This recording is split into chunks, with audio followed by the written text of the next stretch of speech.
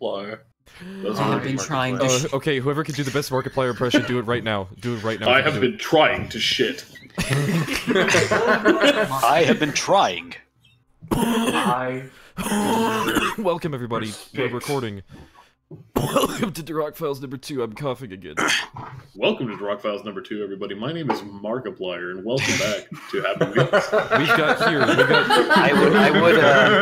I would do a Jacksepticeye impression, but we've got the greatest still reader. sleeping. We've got the greatest.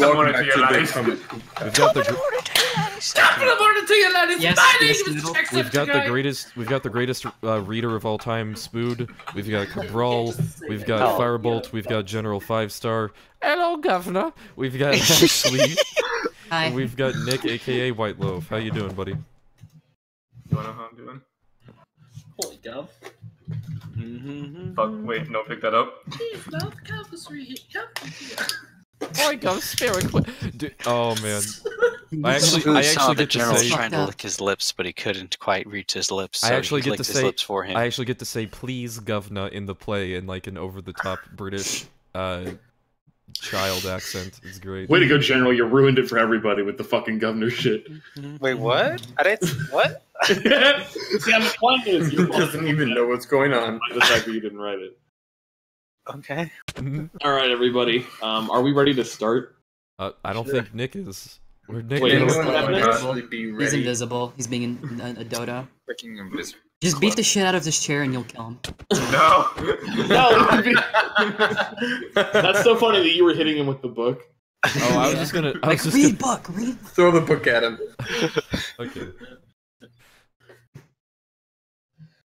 Oh, Alright, well, I'm assuming that the silence means that I'm ready to go, so. Oh yeah. Man, I'm so sorry, Do it. guys. Oh, and one last thing. I have 2 copies of Rock Files number 9. Does anybody need one? Nah. Alright, then here we go. The Rock Files! Part 9. Firebolt says whoa. Pass It On number 1.9, featuring Cabral and Doodle. For those of you who don't know, if anybody is for some reason watching this in Media Res and they want to start with Stream 2 instead of Stream 1, the way that the book works is that it is a cast-off project written by both Cabral and Doodle, so I will be starting off with Section 1, and I will say basically who the perspective snaps to, who wrote whenever there's a gap in dialogue or whenever there is a switch in the writing. So, huh? I was just gonna say, Nick, do you know anything that had happened in the first part of the series at all? Nope. Okay, do we want to do a recap at all, or do you want? You're gonna be lost as fuck. I mean, you can do a recap if you want. How do we recap it, though? Let me do the short version, okay? Go for it. Yeah, do the short version. So, Nick, the Rock Files is basically a fan fiction of our server, and in this universe, somebody has nuked the city of Dennis Twice. Galaxy got it. Yeah, Galaxy. It's so far revealed as an antagonist. Not necessarily the person who nuked, but very likely. Alright. So, you've got someone running around with a nuke. Goober and Doodled both died in the nuke explosion. Although Doodled was separated into 3 pieces for some reason. Oh, that's true, yeah. And somehow got vaporized and then was dissected. And Dr. Frog Finest tried to, like, figure that out, and General was, like, his assistant, but also Cabral's assistant, because Frog was Cabral's main scientist or whatever. Yeah, they, like, worked for him in Cactus Form. That was a tyrannical Long story ruler. short, myself and Lightning are the 2, like, main protagonists, and we go around trying to solve the mystery of who is killing people and how do I prevent them from all dying. So far, General's dead, Cabral's dead, Doodle's dead, Goober's dead. I can't remember if Frog is dead or not. I think he's dead. Didn't we get to the part where Cody's dead? Oh yeah, Cody also died. Because some fucking dumbass clown at the beginning of the story wrote "My name is Cody" instead of Zabood. They just decided we're gonna make him a separate character. So the character of Cody is dead, but I'm still very much alive. I see. Anyway, yeah. So where we're at right now is they've all fled the capital, and they fled the capital in the wake of like the threat of a bunch of Villagers, who are the corrupted, mind-controlled villagers that carry TNT and explode. Also, Mytho was presumed dead for a very long time, and he ended up coming back in the middle of the story Oh, Aeon's dead. Aeon was executed. Oh yeah, Aeon was executed for killing Mytho, who actually never died. So rip that. So that's awkward, yeah. Anyway. Rabbit! Spood shouted. We need to spread the butter! It won't spread any more than that. You listen here, you British fag. Spood scolded. Are you calling me a cigarette? Cut to Doodled. We get it. You're British. That doesn't... Oh, wait, that's idea. Give me a second. We get it. You're British. That doesn't make you cool. IDM snapped. Ashley mumbled something under her breath. As Hey, everybody say hi to Rachel. Hi, Rachel. Hi, Rachel. Who's Rachel? Rachel's watching the stream. Oh, Who's Rachel? Poor Rachel. Rachel, you're gonna be fucking so confused. Yeah, and don't expect to follow any of this. If you have any intent of having fun with your life, then this is not the video for you. Might want to leave now. Yeah. Wait, who's Rachel? This is just being recorded for our own sakes. This isn't actually meant for anyone else. I sent it to you more or less as a joke, but then you clicked on it anyways. So, yeah. Let's go. Nice. All right, let's continue. As she and Mytho continued the buttering process with vigor and vitality. The five of them had come by themselves to Dubai to set a trap for who Spood firmly believed was involved in this. Somehow. What was that, Ashley? Lightning asked, standing to retrieve more butter. I was saying that this is unbelievably stupid, Ashley said, waiting to receive more glistening butter from the glistening hands of Lightning. Butter aside, she continued, how are we so sure it's Galaxy? Are we sure it's Galaxy? Spood nodded, focused on his incessant buttering. The sharp note, the purple letter. That means it forms a name with the two letters bookending it. G-sharp, purple Y. The only name that fits is Galaxy. We must trap her. Ashley shook her head. But it was delivered by a Vilalger! The Vilalgers are being controlled by the Mastermind! We're being tricked! Lightning dropped butter on Ashley's head. It's the best lead we have, he said flatly. Ashley shook her head even harder, sending butter flying everywhere. But the last time we saw Galaxy, she went missing while working... Okay, I thought that was Doodle. I was like, oh no, you're gonna stop. Who dropped? Lynn dropped. Yeah. Okay. Let's continue. But the last time we saw Galaxy, she went missing while... Cut to Cabral. Working on her project. Day in and day out, she would constantly work and never stop talking about it. Oh god, that was years ago. That as years ago. Oh. Oh god, that as years ago. Rabbit stated.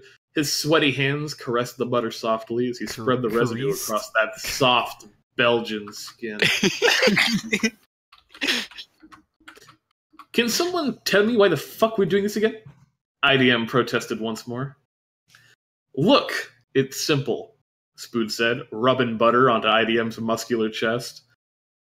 We will draw out the villagers here to you, where you let them capture you. Then, once you see where they're taking you, you slip away because you're so buttery and delicious. Cut to Doodled. They're just gonna blow me up! IDM sputtered, his rage growing more intense with every passing second. Not if you're covered in butter, Lightning said, paying special attention to IDM's nipple. Oh, screw this! IDM shouted in exasperation. IDM walked away in disgust. Spood and Lightning tried to grab onto him, but he was so slippery from the butter. What is that face? It did not copy-paste effectively. That he slipped away with ease. He disappeared, walking back in the direction of the railway. Well, at least we know the plan would have worked, Spood piped up.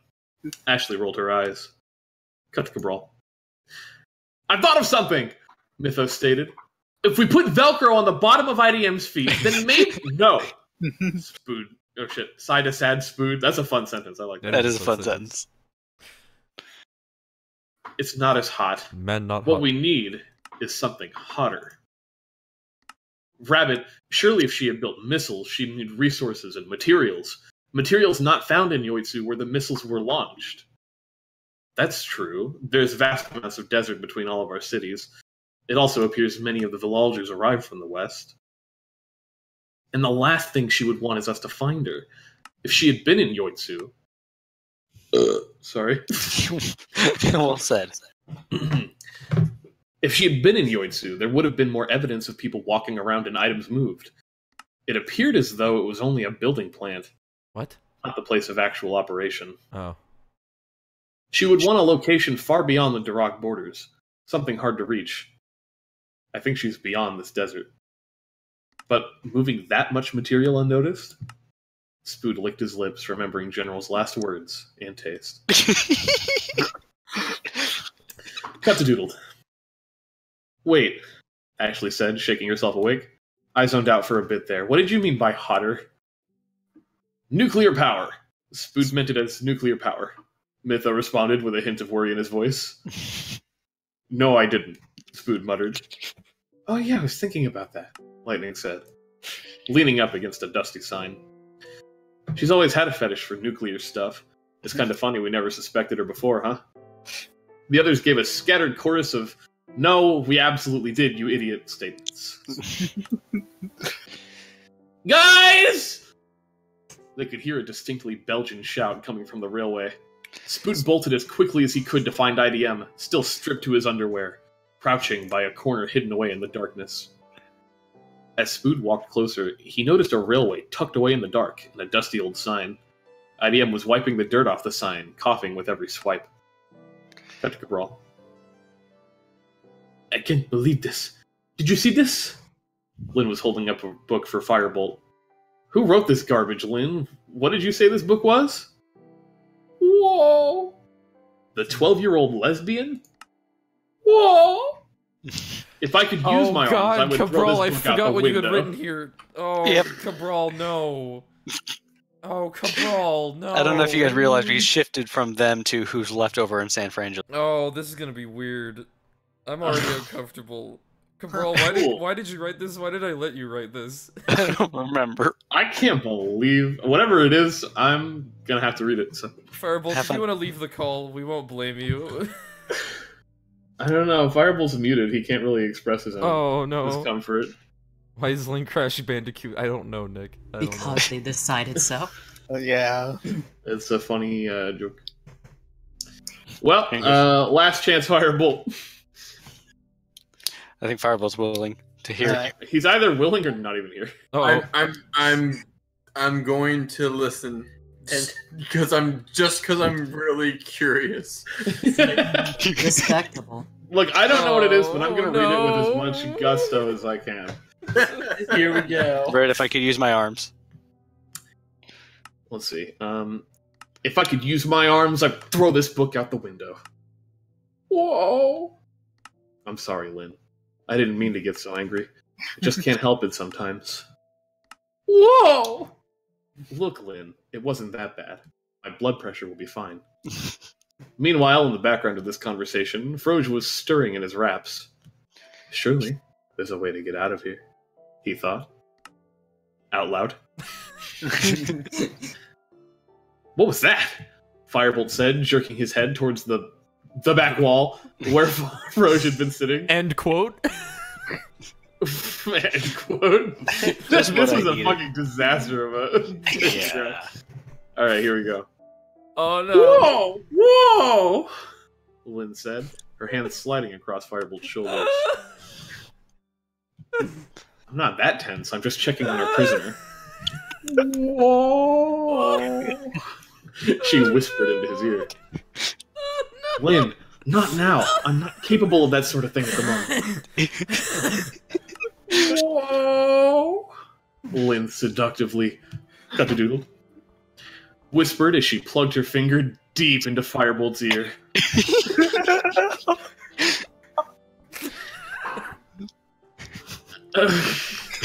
As she did so, prompting Firebolt's loud as fuck wailing, Roge rose to his feet with relative ease. As he did so, his bindings feel to the floor. Oh fuck, I messed up. Good job, Doodle. Oh, fuck you, Cabral. Don't be a hypocrite.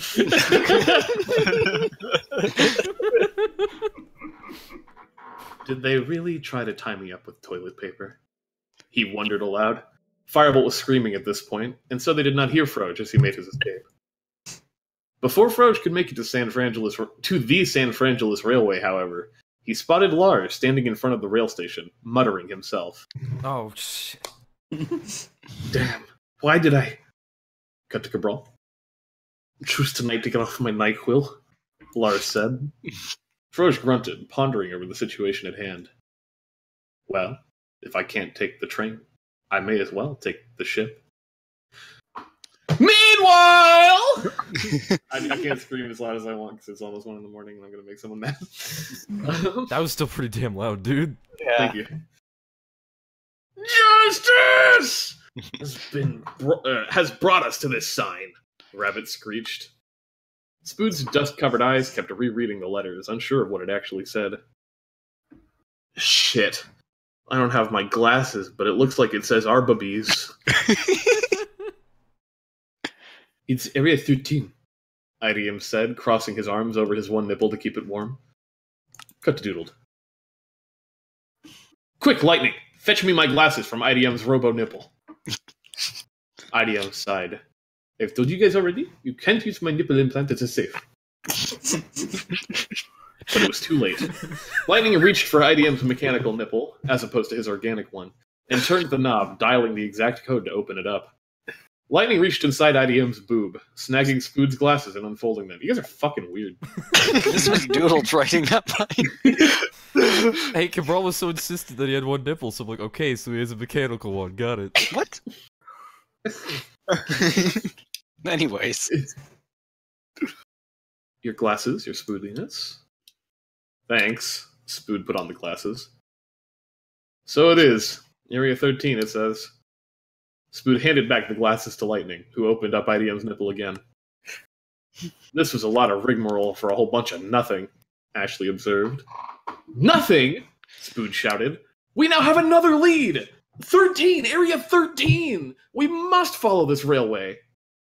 It could be another trap, Ashley pointed out. Better a trap than a... All this part... a makeout session between Firebolt and Lynn. Meanwhile... oh, Jesus. Okay. The constant pounding, tossing, turning had made his knuckles white and hands against the steering wheel even tighter as Froge fought to keep control of the ship. My God, this is worse than a makeout session between Lynn and Firebolt, he proclaimed. The wind and waves grew ever stronger and rocked the boat to and fro in the cacophonous sea. What's taking so long? He wondered. Surely by now everything would have come to fruition. I did my part. Where is he on his end of the bargain? Cut to Doodle. Meanwhile, IDM could barely wrap his hands around his own massive schlonger donger. Why did you have to take my underwear too? Spood, Mytho, and IDM were riding where the sign indicated was Area 13. The lead cart, occupied by Ashley and Lightning, was starting to get further and further ahead of them. It is farther because it's distance, so farther's distance, further is process. I didn't know that. Yeah. Farther and farther ahead of them. Already explained it, Mythos said, keeping his eyes on the tracks. Could work. I don't know, whatever. That is the most semantics. We need a sail, Spood said.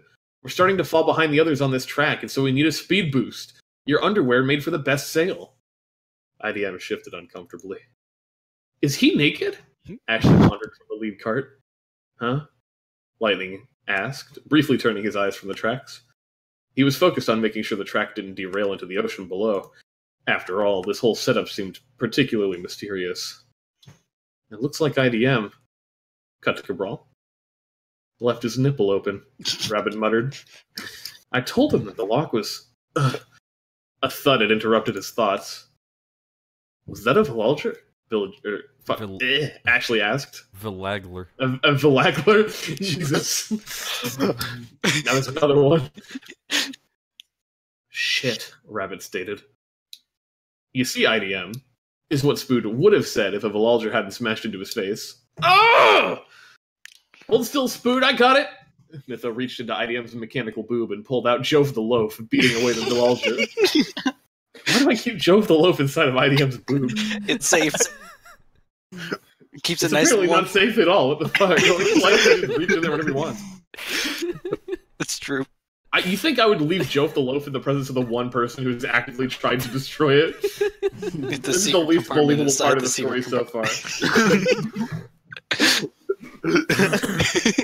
No! Spood screamed. Not Jove! The Valalger cried in pain from the crusty old bread. His face, doodled, peppered with wheat marks until he finally fell off the edge into the ocean below. Meanwhile, Froge's ship rocked suddenly, and he was briefly thrown to the floor. What the? Froge gasped in shock. Shit. A Valalger had fallen face first onto his ship. Oh, fuck me in the... Cut to Cabral. Porthole, Frog yelled, quickly surveying the ocean before him. Froge grabbed the arrow from his nose, yanking it out. He charged the Valalger, his eye catching a glint of a crate in the poor creature's ear. With a swift strike, lodged the arrow into its neck. 10 out of 10. You're not making this easy. Just keeping you on your toes. What do you fucking mean? Keep it on his toes. Froge opened the crate. Inside was a piece of paper. How interesting. Cut to doodled. I feel it deep within. It's all coming together. To be continued. Bum, bum, bum. Oh, it was like clusterfuck. Holy shit. I have two things to say. Yeah, dude, the plot is moving. One, I really like your frog voice, Spood. Thank you. And two, I'm predicting right now that the real villain of the story is Luke. That would be fucking hilarious. Who's Luke? I'm calling that right now. Oh, Who's Luke? Yeah, who's Luke? So, Arch and Lunax. Okay, Russian. He's old. It doesn't matter. Here, let's get into Duroc Files number 10. Firebolt, give us your thoughts. it was interesting. Sexual. Can I just say, I gotta try shoving my finger in fire. Yeah, I was gonna say, how was his ear pussy? Also, did you read off the name of that chapter, which is Firebolt? It says, whoa. Yeah. Oh, I get it. That's a good name for the chapter. Mhm. All right, are we all ready for number 10? Yeah. Can you please tell me how to pronounce the name? It's Spanish for penis followed by Japanese for penis. Peneo chin chin. That's really funny. All right, the Duroc Files, Part 10, Peneo Chin Chin. Pass it on, number 1.10, featuring Cabral and Doodled. Oh, fuck. God damn it. Okay. I wasn't expecting it. God damn it. I thought you were done. Whoa. Why, Cabral? That was incredible. Wait, no, he said, well, this book, not last book. The last book should have been titled Firebolt Will Say Whoa. That's a good point. I gotta read this sex scene real quick. Firebolt heaved. He felt his heart racing and no pain in his arms. It's as if forgetting about them did make the pain go away. Whoa! Lynn replied. You're right, Lynn. It was a good thing we left Lars all by himself to watch the town. What the hell are you doing? Lars asked. You said you would be out with me in a couple of minutes. It's been hours. Well, you see... Where the hell is Froge? Whoa, Lynn said. Whoa, Lightning said. Whoa, Ashley also said. Whoa! IDM also said, when the back cart slammed into the lead cart, jostling Spood dangerously close to IDM's grade A Belgian beef.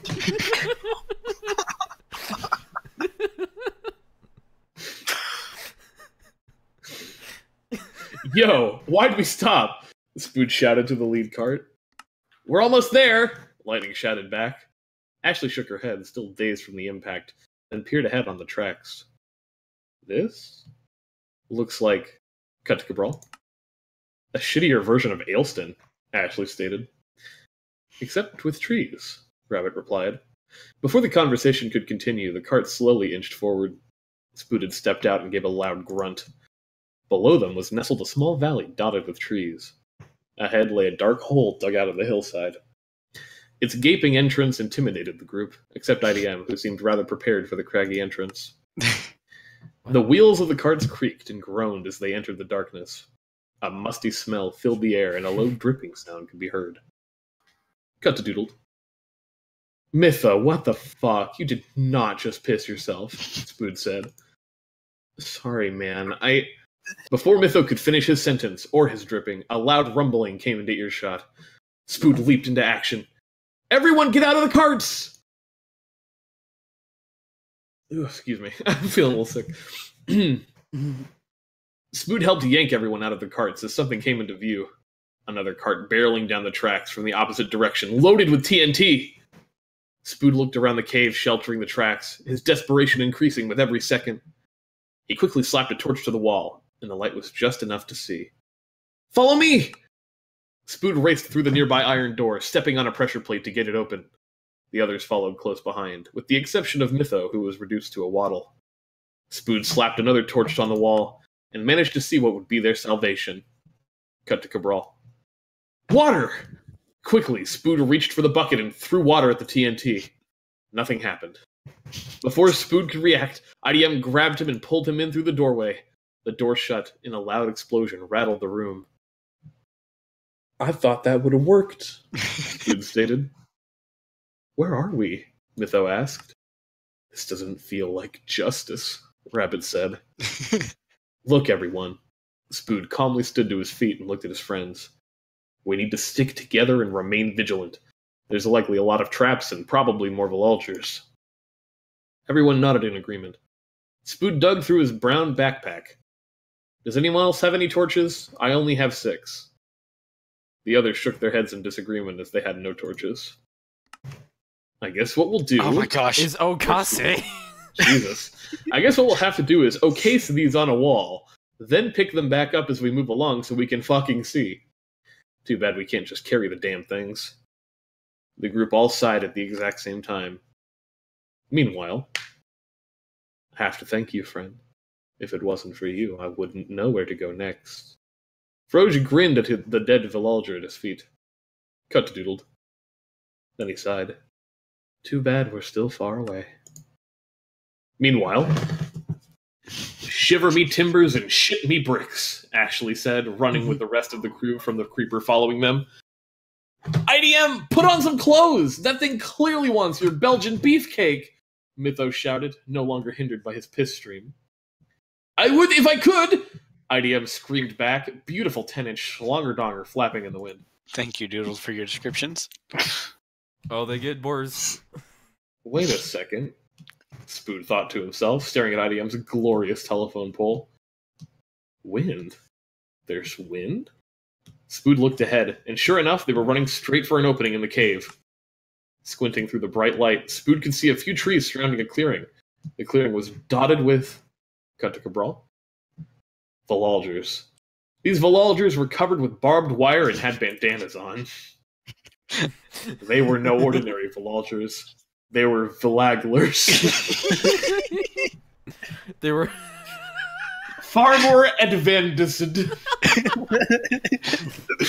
and superior in every way. Standing in front of the village, Jesus, this is like the Dark Souls of reading anything. Dark Souls of reading? Just pick a roll while reading it works. Standing in front of the Vilagler was a missile. You remember that from book 1? M-I-S-S-L-E. No, I don't. It was a giant missile that was labeled missile. Oh, okay. It was in Galaxy had it, and they were somewhere. Okay. The group was surrounded with no way out. A slow clap resounded in the background. I have to congratulate you on your efforts. You were very valiant. Valiant? That's not correctly spelled. No, it's not. Cut to Doodle. The Volulgers and Vilaglers looked at IDM in confusion. So did Spood. IDM, you? No, you're not... What? No, IDM whispered back. I'm just trying to trick them. So IDM was the one slow clapping and saying that line. IDM continued to clap. Very good effort, boys. But we're gonna be walking through here now, so if you'll just... A hiss sounded out from behind them. Oh shit, creeper! We completely forgot about it! Spood thought. In a moment of panic and genius, Spood put together every ounce of concentration and physical, mental, and spiritual process within him to concoct a plan so ingenious that it would be talked about for generations to come. Spood, Cut to Cabral. Whipped out IDM's Schloggerdonger and smacked the creeper in the face with it. That's right, bitch! He screamed. The creeper whimpered in fear and pain, crawling back into his hole. The Valaglers and Valalgers looked on in horror. IDM began to slow clap again, not really sure what to do. Slowly, the Valaglers and Valalgers began to part like the bones in Firebolt's arms. The group walked through them, unsure of where they were actually going. Cut to Doodled. Halt! Cried a loud, thunderous voice. Lightning gasped. He'd always thought it was a rumor. An urban legend never to be proven true by any means. A ridiculous tale that would never come to light. A story as ridiculous as hashtag the truth. Tell him. Spood looked over at him. What is this thing? I am. The giant figure began, slowly stepping out of the shadows. The Viglogger! The Viglogger was a grotesque creation, a Frankenstein of all different types of villagers, Valalgers, and Valaglers. I'm gonna kill it! Shouted Cut to Cabral. Lightning screeched. With justice!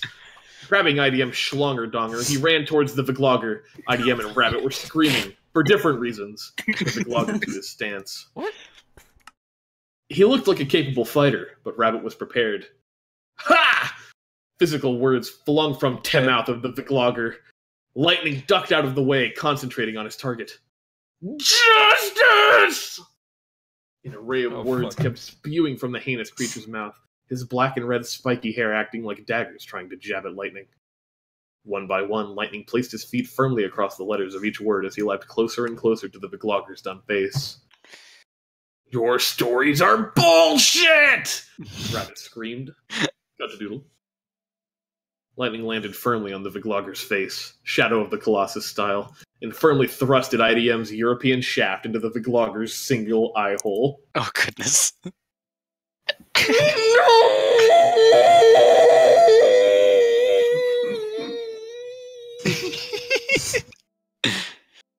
The Viglogger shouted, as his essence turned to dust and got wafted away to the Philippines. But alas, there were still the Valalgers and Valaglers, who were enraged at the killing of their great legend. Rabbit had a plan, however. As the others tried to fend off the horde, he quickly sprung into action by constructing a massive emerald dick. Upon completion, he whistled, and the villagers and the Villagers and the Valaglers turned their heads. Hey, come and get the Cabral. Suck this dick, you wonderful people. The variants of Vialagers gazed in awe at the emerald cock. Vialagers is the plural form of Vialagers and Vilagler. How? I don't know. Any convention of any language. Did you do that on purpose? No, I didn't do it on purpose. Oh my god. That convention does not exist in any known language on Earth today, good sir. They all left the group alone and made their way to worship the dick as their new legend. That should keep them occupied, Rabbit said to himself. Can you put me down now? IDM questioned. Where did you even get all this emerald, Rabbit? Well, wait. Where did you even get all this emerald, Rabbit? Well, Spood, Cody's last will and testament was to give me his vast fortune. Bullshit! All he left me was a note that Mytho found! While the two were complaining, Mytho looked behind them to make sure all the Valalgers and the rest were gone.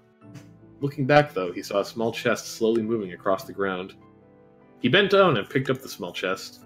Beneath was a small Valalger child whose eyes were not capable of looking straight at Mytho. Hey guys, Mytho said, interrupting his friend's heated argument. Look at this. Cut to Doodle. The chest was opened, and inside was a message not encoded nor encrypted. It stated in open text as plain as day. Go to the temple. Temple? What temple? Ashley pondered aloud. As she said the word temple, the tiny Valalger hopped up and raced away as fast as its tiny legs could carry it. The group followed the Valalger quickly but cautiously, until they eventually found themselves at the foot of a massive quartz building, complete with enormous columns that made the Vlogger's edgy girth pale in comparison. Their footsteps echoed as they stepped inside. A collective gasp. Inside stood a lone figure, wearing a fedora studded with 13 stars. Mental Gen, she said. Galaxy, Spood said. She stood upon a quartz platform, in front of a throne of tubes and wires. The mastermind. My master. Bum, bum, bum. 5 more books still. Yeah, it really. We were planning on finishing it by this next one, but then it kind of got out of hand. Slow burn, I like it. I mean, we gotta have that climax, you know? It's gotta be good. I got you. I'm ready for the climax, just like Firebolt. Oh yeah, does everyone have part 11? I have part 11. I'm getting a copy for Ashley of part 11. The title of this book is a fucking disaster. I hate it. Shit. I forgot. Best friend. I really hope Rachel still isn't here. Rachel, if you're still here, say... Rachel, if you're still here, please say hi in chat again, because I want to know just how embarrassed I should be right now. On a scale of 1 to a lot. On a scale of not at all to way too much. The Duroc Files. Part 11. Open quote that doesn't have a closing quote. My ass is so pumpy-wumpy today. Pass it on, number 1.11, featuring Cabral and Doodle. Well, well, well, Galaxy sang, her hair flowing with the breeze of the warm day. Look who finally arrived. Galaxy, I should have known, Rabbit stated. We already knew you. No, Rachel's still here! Let's go, Rachel! No. Let's go, Is this Rachel. what you do in your free time, Doodle? What? Rachel, don't leave. No. I feel so bad now. Oh no. Oh, hell yeah. I'm going to be To be fair, judged. it is your own fault. It is my own fault. I could have just not done that, but I did. And yet, here we are. Here we are. Poor With a Rachel. new friend. Welcome, Rachel, to the bullshit. We already knew you, cuckwad, Spood protested. We did? How? Spood rubbed his temples. Clearly this is where all the evidence was taking us, Rabbit. Who else could it have been? I thought it was doodled. IDM plainly stated. I figured it was cut to doodled. Firebolt, Mytha said. Why on earth? Spood began. I mean, I guess you weren't around for General saying 13? Look who finally arrived! Galaxy repeated her Galaxy repeated her statement with added volume and a flourish, trying to get everyone's attention, which she did. You all managed to find me. How smart of you. Although, as the fat one says, it really was obvious, was it not? Stop your blithering! Lightning shouted at her before Spood could respond. We are here to dispense justice on the one who destroys our society. And you have now confessed. Prepare for annihilation! Galaxy laughed. Annihilation? And what about a trial? A jail sentence? You called me fat. Spood growled, eyes flaring straight from his id. You deserve death. You know what it is, or id, or whatever it's called? I don't know what it's even. I don't even know how to pronounce it. Why did I use it as a like word? the mental, like the subconscious level of like yeah, like your id, right? your brutal self. Yeah, I've only ever heard it pronounced id, not as okay, id. Okay, it's probably id because I actually don't know. I mean, I'm not a fucking psychologist. I wouldn't know. Anyways. No, I got what you were saying though, so I picked okay, up on that. cool. Suddenly, a figure descended from the ceiling. It was cut to Cabral. A Valalger. The poor creature was trying to flap its tiny arms like a tiny bird, but to no avail. Soon the creature slammed into the floor, and from above a new shadow appeared in the sunlight as the figure descended upon the group. In his hand an arrow was held firmly, and his eyes set upon Galaxy. Froge! The group shouted in unison as if on cue. As Que. if, that's As if not on que. Yeah, as if on que. Okay? Is it okay? As if on what for our English-speaking viewers at home? Rachel. Rachel. Nice. But of course, how could I miss this? Justice! Rabbit put one foot forward, preparing to charge. Spood reached out his arm and held back what felt like the force of Chinese earthquake.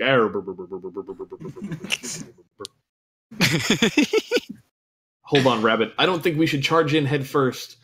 I feel like this is part of the story. Excuse me. I feel like this is the part of the story where we listen. Coat-a-doodled. Wait, how the hell did you get here? Ashley asked. Boat. Froge responded bluntly. Okay, but how did you get out of the airtight confinement of Lars, Firebolt, and Lynn? Froge simply gave her a look. Okay, I guess that question pretty much answers itself. But why did you do this? Is he mind-controlled too? IDM wondered, still as naked as the day he was born. Mind control? Perish the thought. I did this upon my own free will. That's not to say that Galaxy did not utilize such control. The Vilalger you see dead on the floor is in front of you, as well as the many others that should have been here had it not been for your massive emerald wang distracting every slave we had. Hi, Rachel. Hi, Rachel. Hi, Rachel. I hope your day's been wonderful. It gets worse from here. Go back while you still can. Who's your favorite character, Rachel? Oh no. Well, considering a good portion of us are dead. I don't know. That doesn't mean you can't be my favorite character, General. General is probably my favorite character, I'm not gonna lie. Let's see. Master Spood. Lightning gave himself a congratulatory pat on the back. But of course, Froge continued, we have one more. Another figure burst from the shadows, bow in hand. Axes and... oh, excuse me, I coughed there. Oh. Oh, okay. Oh, God, is that... Cut to Cabral. Scoots? That's right, Spood. Scoots said, his green eyes his green eyes looking him up and down. I'm back and ready to finish what I started. Your mind tricks won't work on me this time. All right, Galaxy. I see you've got us all right where you want us. Ashley. Nice. It's me, Austin! It was me all along! I fucking hate that guy. Even my immediate family bought it. All right, Galaxy.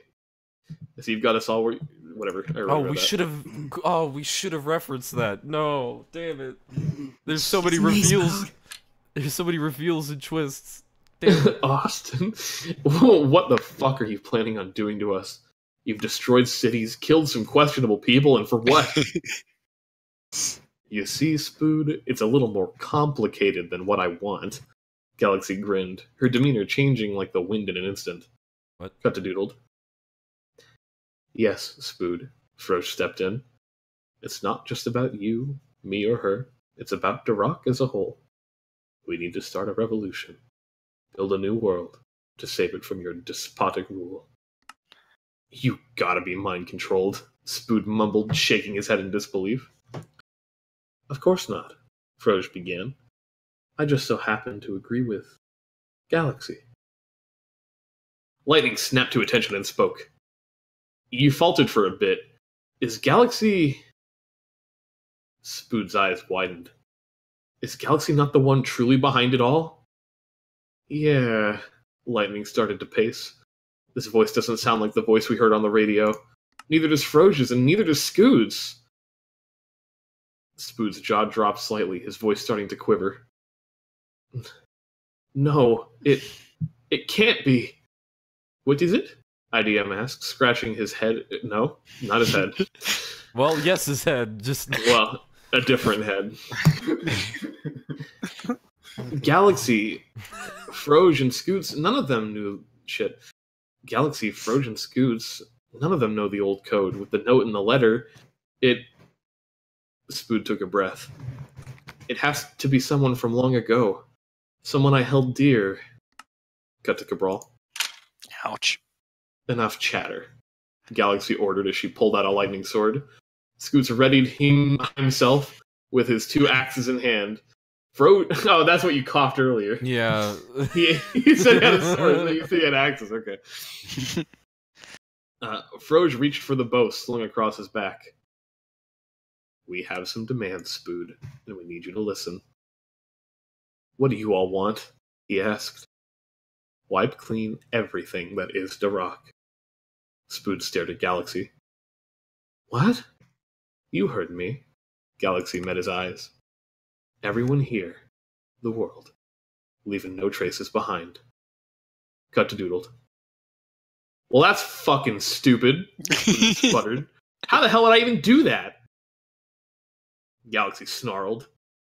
Isn't it written somewhere deep within Darok legislature that the legal advisor holds that kind of arcane power deep within the capital chambers? Spood scoffed. Literally nobody reads those things, and we just write them and forget about them. How do you not know that?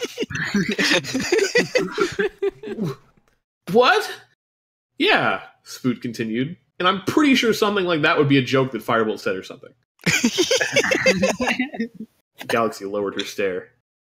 That's funny, because I happen to have something with that level of power right here. Galaxy flipped a switch, and the back wall opened up, revealing the room to be twice as large as previously thought. Behind her throne stood a large metal contraption with wires, buttons, and gaping holes. It's not complete, of course. Galaxy started pacing, ignoring the drop jaws around her. We still needed some materials. She smirked. Materials we found at the capital.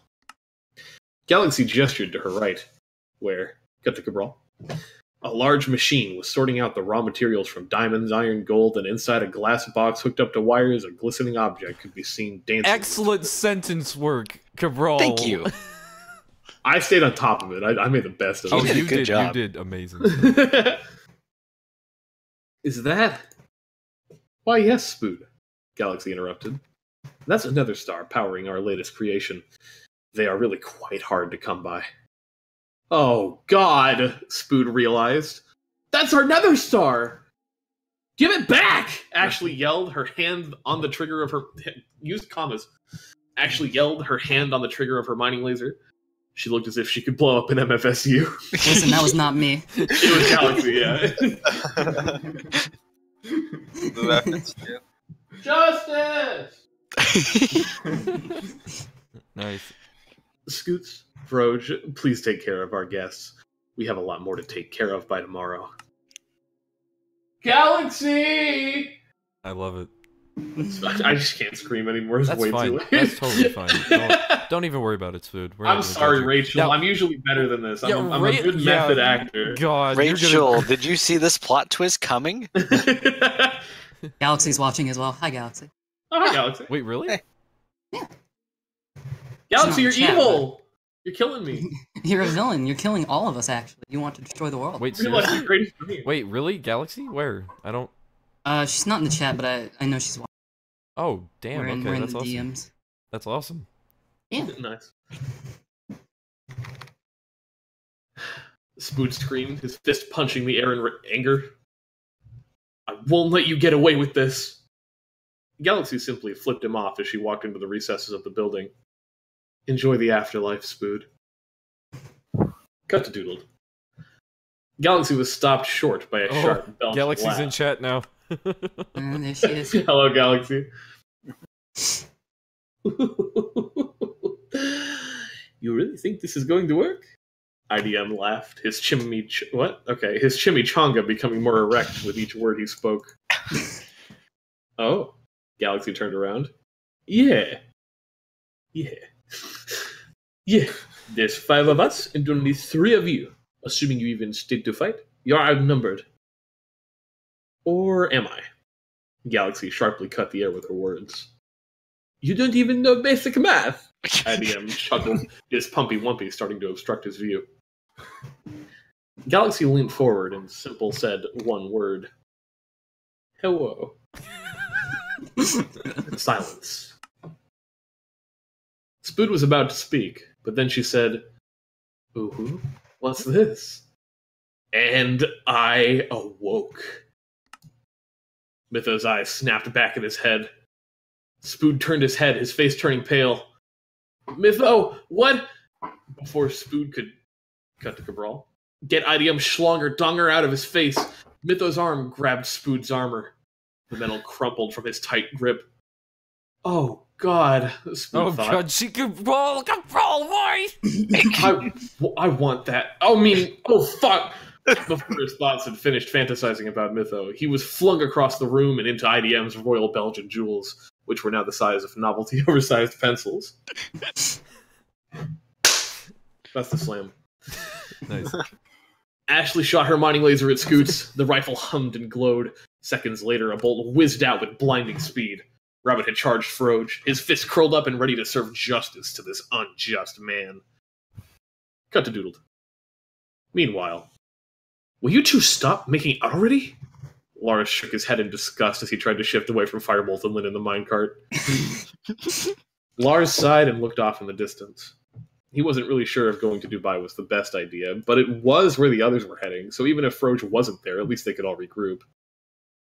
I can't believe you guys let him get away. Whoa, Lynn replied. Yeah, Firebolt began with anger. You were at the station yourself. You could have seen Froge leaving. What if he didn't even leave by train? Lars sputtered, having half a mind to punch Firebolt in his fucked arms. Meanwhile, the battle had continued. Rabbit continually dodged Froge's arrows. Why am I even using a bow? He thought. Ha! Your aim is worse than... Froge had leapt off his perch and towards Rabbit, his bow landing a blow on the top of Rabbit's skull. Rabbit fell to the floor, his hands gripping his skull. Mytho was slowly hovering towards Spood, the whites of his soulless eyes penetrating deep into him. Mytho, Spood grunted in pain. What have they done to you? No reply. Spood was at a loss for words. This isn't fucking fair! He screamed, no longer at a loss for words. What the fuck is wrong with the world? I just got you back! As soon as I do, though, this happens! I'm going to die right after reuniting with you! Spood's eyes were reddening as tears had begun to take shape and tears had taken shape and had begun to stream down his cheeks. Oh, thank you, Brain. Learn to write a sentence. Jesus Christ. Okay. I'll try. Had to break character for you. You're doing good. Number one rule of theater, Cabral. All I ever fucking wanted was to be with you once more.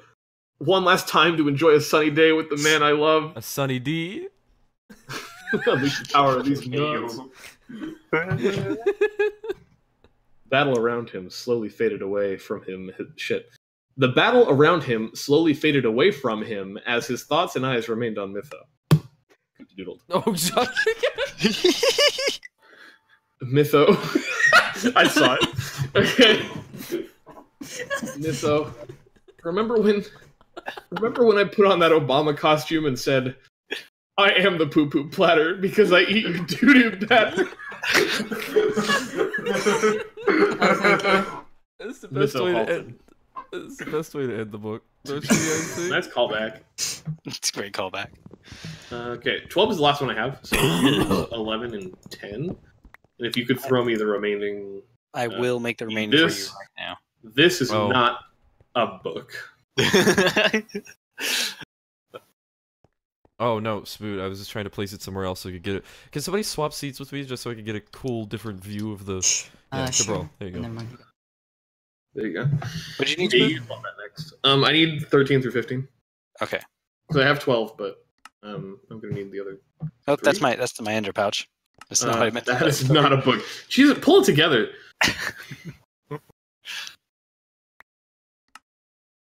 I feel so cozy, like being next to all you guys in Minecraft. Gregory Cabral.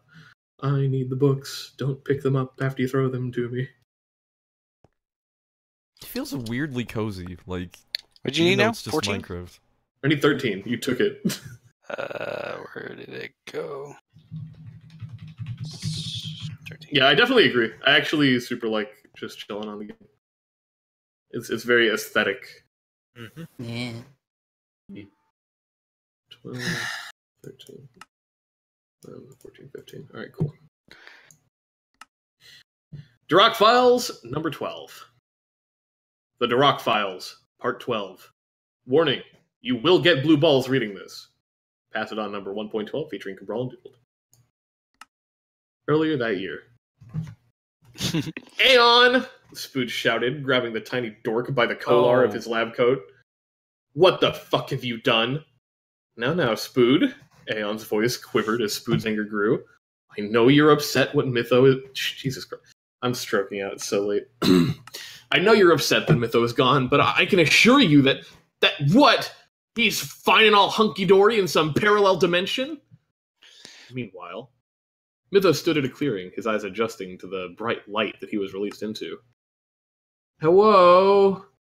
Cut to Doodled. He asked aloud. A ghastly scream echoed in response as a massive white abortion of a creature floated at him menacingly. He looked around. All around him was hellfire.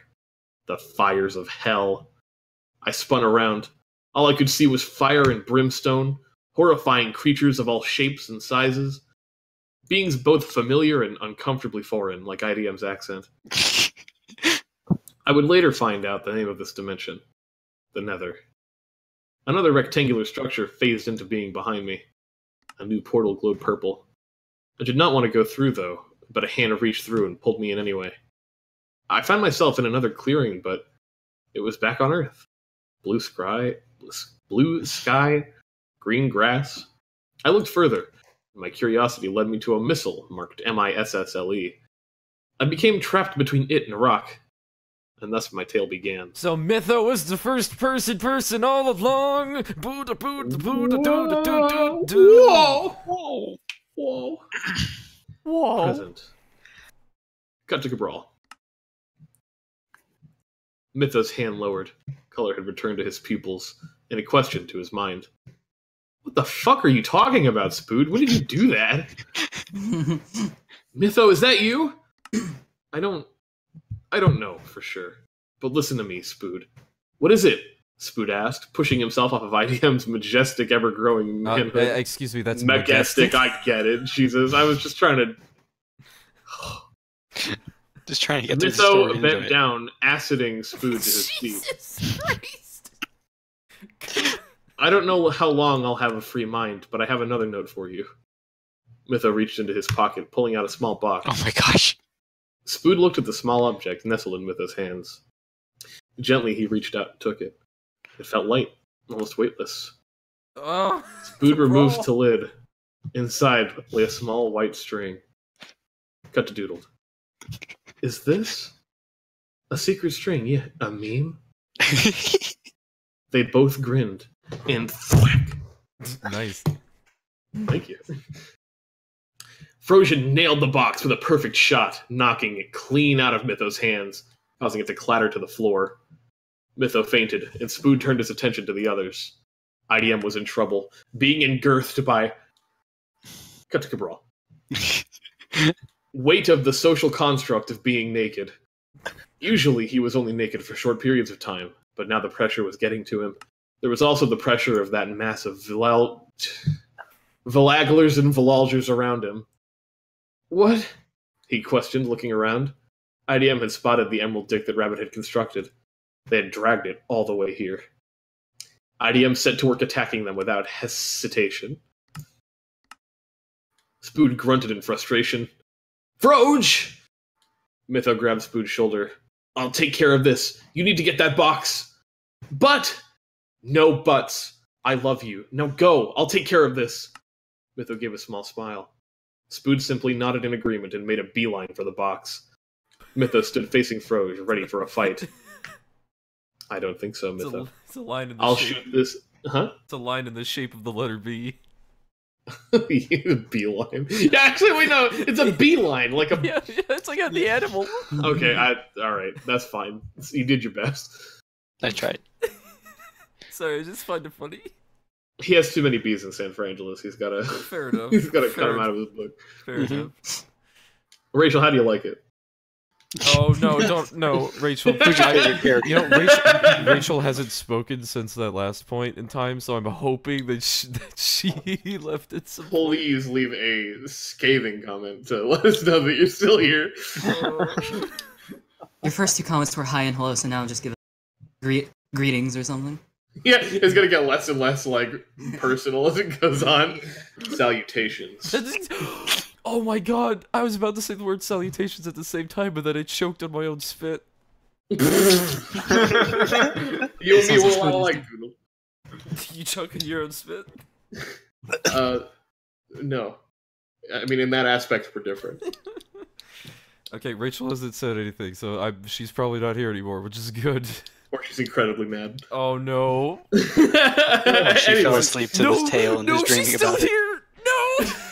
I'm still here and I'm enjoying this. No! Let's go, Rachel. Let's go, Rachel. Let's go. Get fucked, Doodle. I'm enjoying it too. I'll shoot this arrow through you to get him. Shit. I don't think so, Mytho. I'll shoot this arrow through you to get to him if I have to. Before Froge could ready his weapon, Justice Kick! With a swift strike, Rabbit's foot slammed into the side of Froge's head, sending him flying across the floor.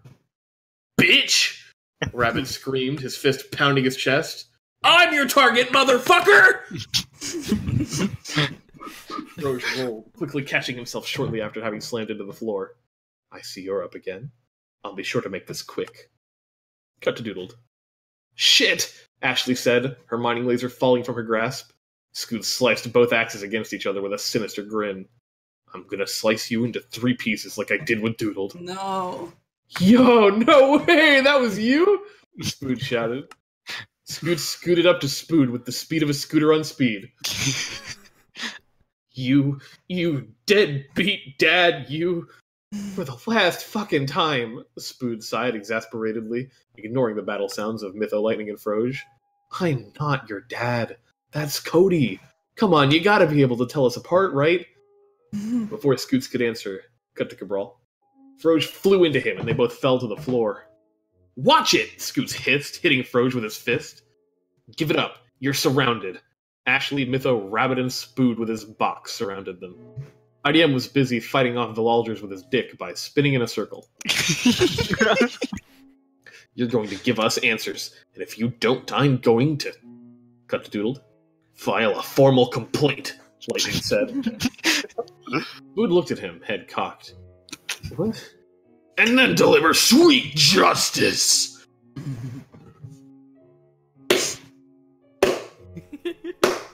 Not again. A loud, slow clap emanated from the other end of the room. Not now, IDM, Spood said. We don't have time for your distraction games. It wasn't...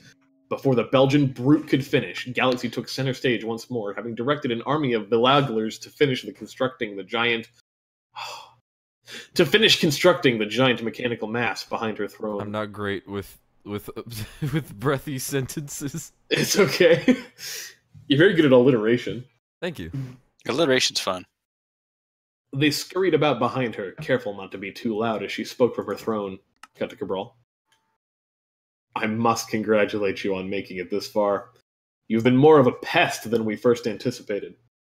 Playtime, though, is over, and we have much to attend to. Enjoy your last day in this world.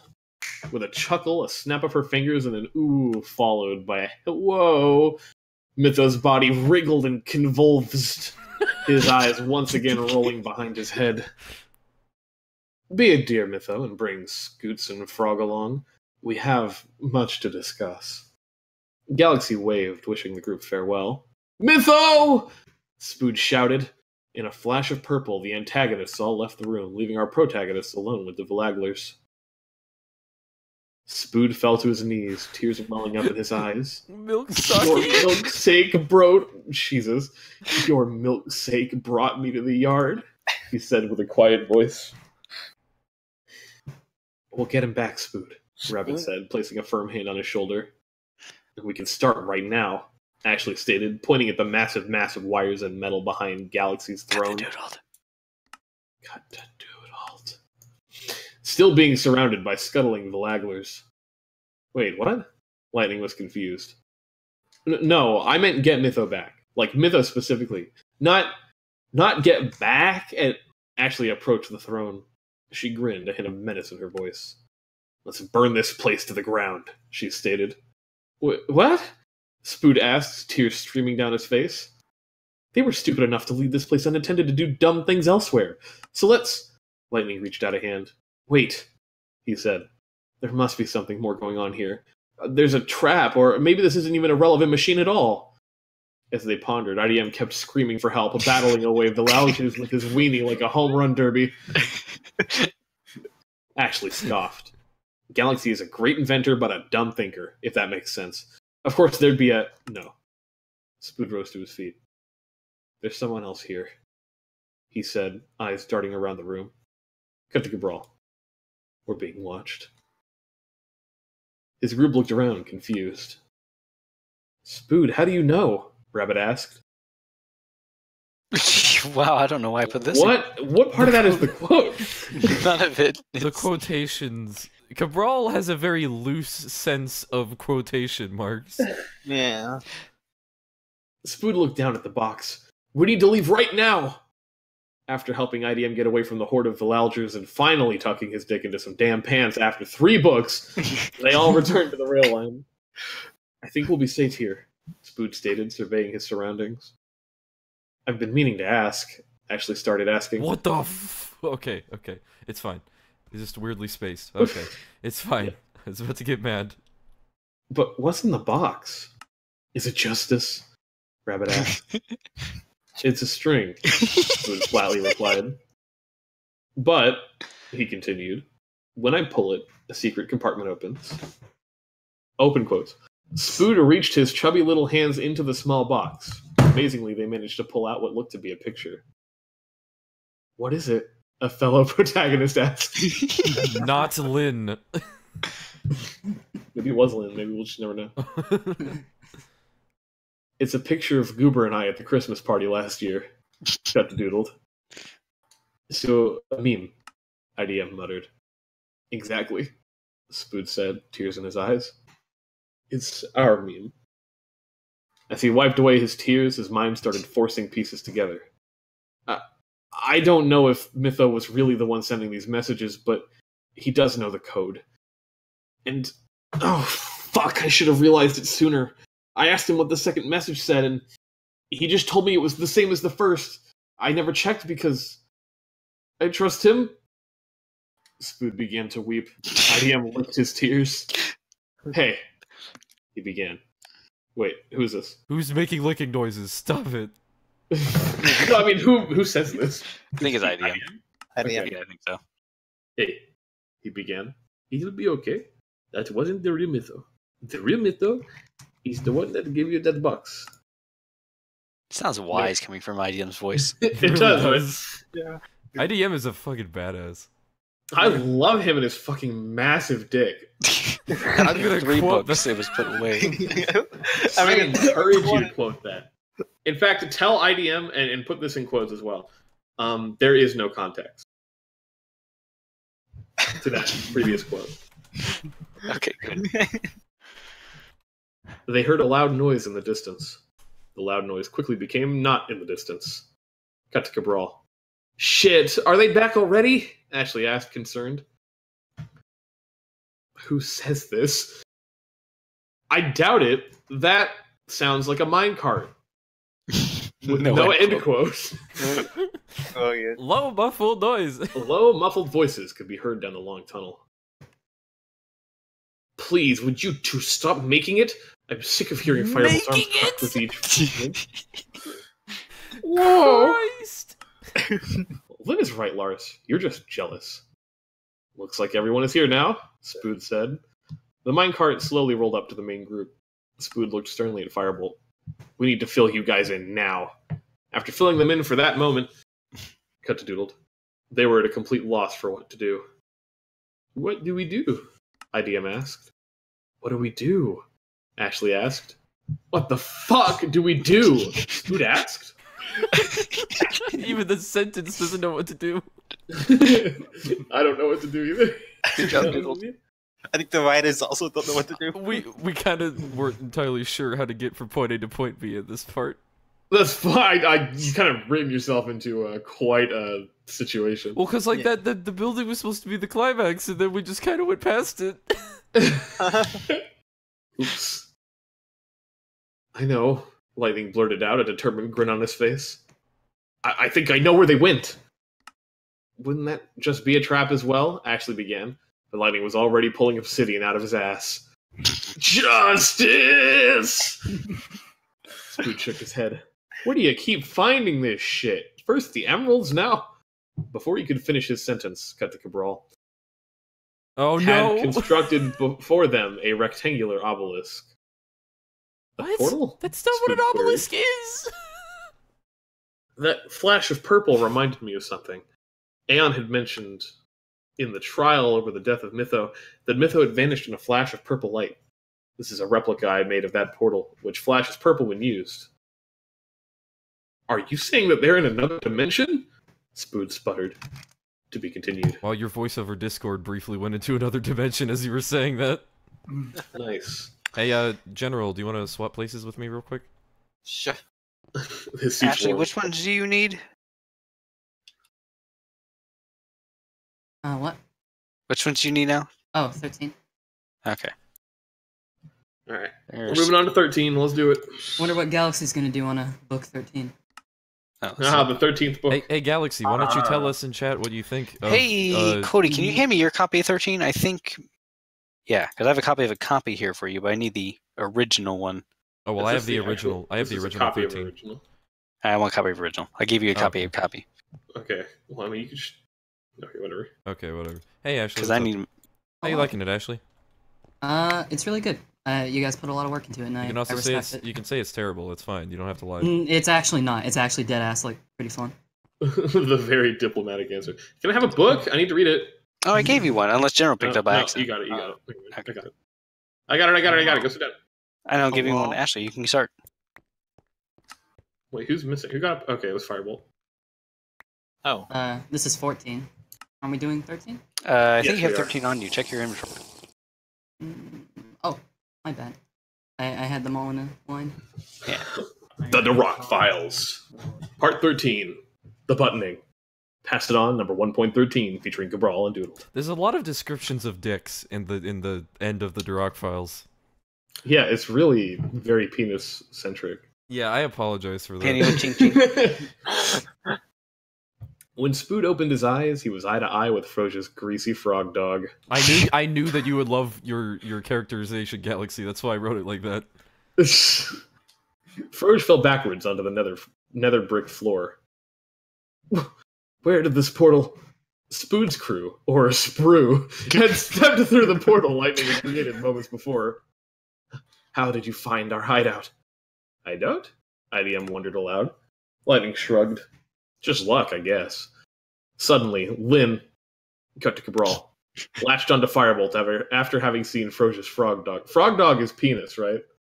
I don't know, honestly, to be perfectly frank. I don't know where he I'm was not going with entirely that, so I sure. just took it somewhere. Yeah, I get the impression that it's like a lump, like a frog. So like a Let's just poop or keep something, going. I don't know. It's not important, please. I think it's very important. It's very Whoa. important. It's the critical clue to the whole thing. Yeah. Lars said. Calm down, you two. With a swift sucker punch to the face, Rabbit knocked Froj out cold. Rabbit, you fucking moron! Spood shouted. We could have held him hostage for directions. Well, it's not my fault his face is so punchable, Rabbit said, punching Froj. Cut to Doodled. But for real, Ashley remarked. How are we going to find our way through this place? Oh my gosh. The Sprue looked around. They were engirthed by a labyrinth of nether brick, sprawling out in all manner of rooms and corridors. Oh my gosh, I forgot about this part. Wait a second, Lightning said, his detective instincts kicking in. Take a look at that! Lightning pointed at a sign which stated... Cabral, by the way, spent so fucking long getting those arrows into that book. Cut to Cabral. This is actually really funny. Cafeteria is to the right.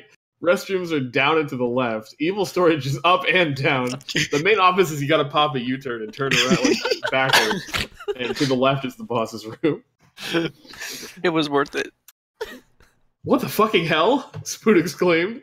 This sign makes no sense. Why the fuck is evil storage up and down? I think, more importantly, Rabbit interrupted, this will take us straight to Galaxy's office. The Sprue all nodded in unison and charged down the hall leftwards, looking for a door that probably said boss on it or something. Cut the Doodle. Suddenly, the light in the hall ahead of them went out. But it didn't just lose power. It broke. The light behind them also shattered, casting them into darkness. Spood had already used his last torch, but before he could panic in the dark, Lars slapped a torch of his own onto the wall. The moment the area was illuminated, Spood saw a swift figure flash past him, headed straight for Firebolt. "Whoa!" Lynn shouted, reacting with Lynn-like reflexes. At that very moment, her hand was removed from her arm. As Scoot stood above the wailing Lynn and the mortified Firebolt, he hesitated, his axis held by his side. Not a second later, Lightning cut to Cabral. Jump in the air and did a bicycle kick. That is not how you spell bicycle. There's a bicycle kick. A bicycle kick. It's a special move invented by Rabbit in his detective work. It like looks wrong, but it's like I don't know. Anyway, Yeah. Knocking an axe out of Scoots' hand, the axe fell, removing Lynn's hair from her head. Spood let out a scream of fear and pain. "Fucking hell!" Spood shouted. Scoots hurriedly fled the scene, likely to go warn Galaxy. "What's wrong?" everyone except Lynn asked. "My legs are still broken and the pain just hit me." Spood fell to the floor, rolling around. "Where the fuck did your wheelchair thingamabob go?" Rabbit asked. "How the fuck should I know?" Spood replied. "Guys, this isn't good," Firebolt stated. "Lynn is losing a lot of blood." He tried to help Lynn, but because his arms were broken, all he could do was smile and hope that would work. It's really sad, actually. Rabbit grabbed his pants and ripped them off. He tore off one of his pant legs and quickly tied it around Lynn's arm. "Whoa," she said, tears rolling down her face as the pain reverberated throughout her body. Rabbit grabbed the axe that was on the floor and cut the pants, finishing the creation of his makeshift tourniquet. "Come on," IDM said, lifting Lynn up in his thick, muscular arms. "Whoa," Lynn said. "Yeah, what she said." Firebolt looked at IDM with tears in his eyes. "Thank you so much." Don't mention it." I think IDM's my favorite character. He's awesome, dude. He's a fucking delight. Lars helped lift Spood, although instead of thanks, he mostly just got Spood screaming into his ear for another half hour as the sprue continued through the halls of the mysterious nether building. "Here," Lightning said, pointing with his non-axe hand at a door. Cut to Cabral. He read the words, "Boss's room," out loud. Rabbit kicked the door with some force and then quickly recoiled in pain. "Gah!" he screamed. "Use your shoulder, moron!" IDM said loudly. "No!" Spood yelled. Back. "Your axe, cockwad!" The door cracked open as Rabbit swung the axe repeatedly into it, the wood soon caving in, revealing a dark room inside. "Hello there," Cut to Doodled, Galaxy said. Before any of the others could react, Galaxy pressed a button on her oversized evil executive desk of champions, lighting a small red light on the wall and activating a loud, sharp buzzer. Holding his ears, Spood shouted while still in Lars's arms. "What was that?" The buzzer stopped and Galaxy laughed. "I knew it." She couldn't stop chuckling. "I knew you'd be too wary to break the machine." "What?" Lightning asked, slowly realizing she was referring to the massive machine behind the throne. "I fucking told you to burn it down," Ashley grumped. Galaxy laughed and then leaned back in her executive chair. "Everything is going according to plan. I'm more than happy to explain my plan if you want to spend time." "No," Spood said, lowering his eyes. "Why, Mytho?" "Oh?" Galaxy's eyebrows shot up. "You mean my mindless military slave?" This time, Spood's eyebrows shot up. "Mindless?" Galaxy cackled. "Yes, in his current state, he cannot read or write. He can only do my bidding." This time, Spood was the one who chuckled. "So, what you're saying is, he wasn't the one who wrote the messages?" Galaxy paled. What? No, but... Lightning slammed the desk, Ace Attorney style. "Then, in the name of justice, answer us this. How did you know of Spood's special friend code? How were you able to write those coded messages?" Cut to Cabral. A slow clap emanated from across the room.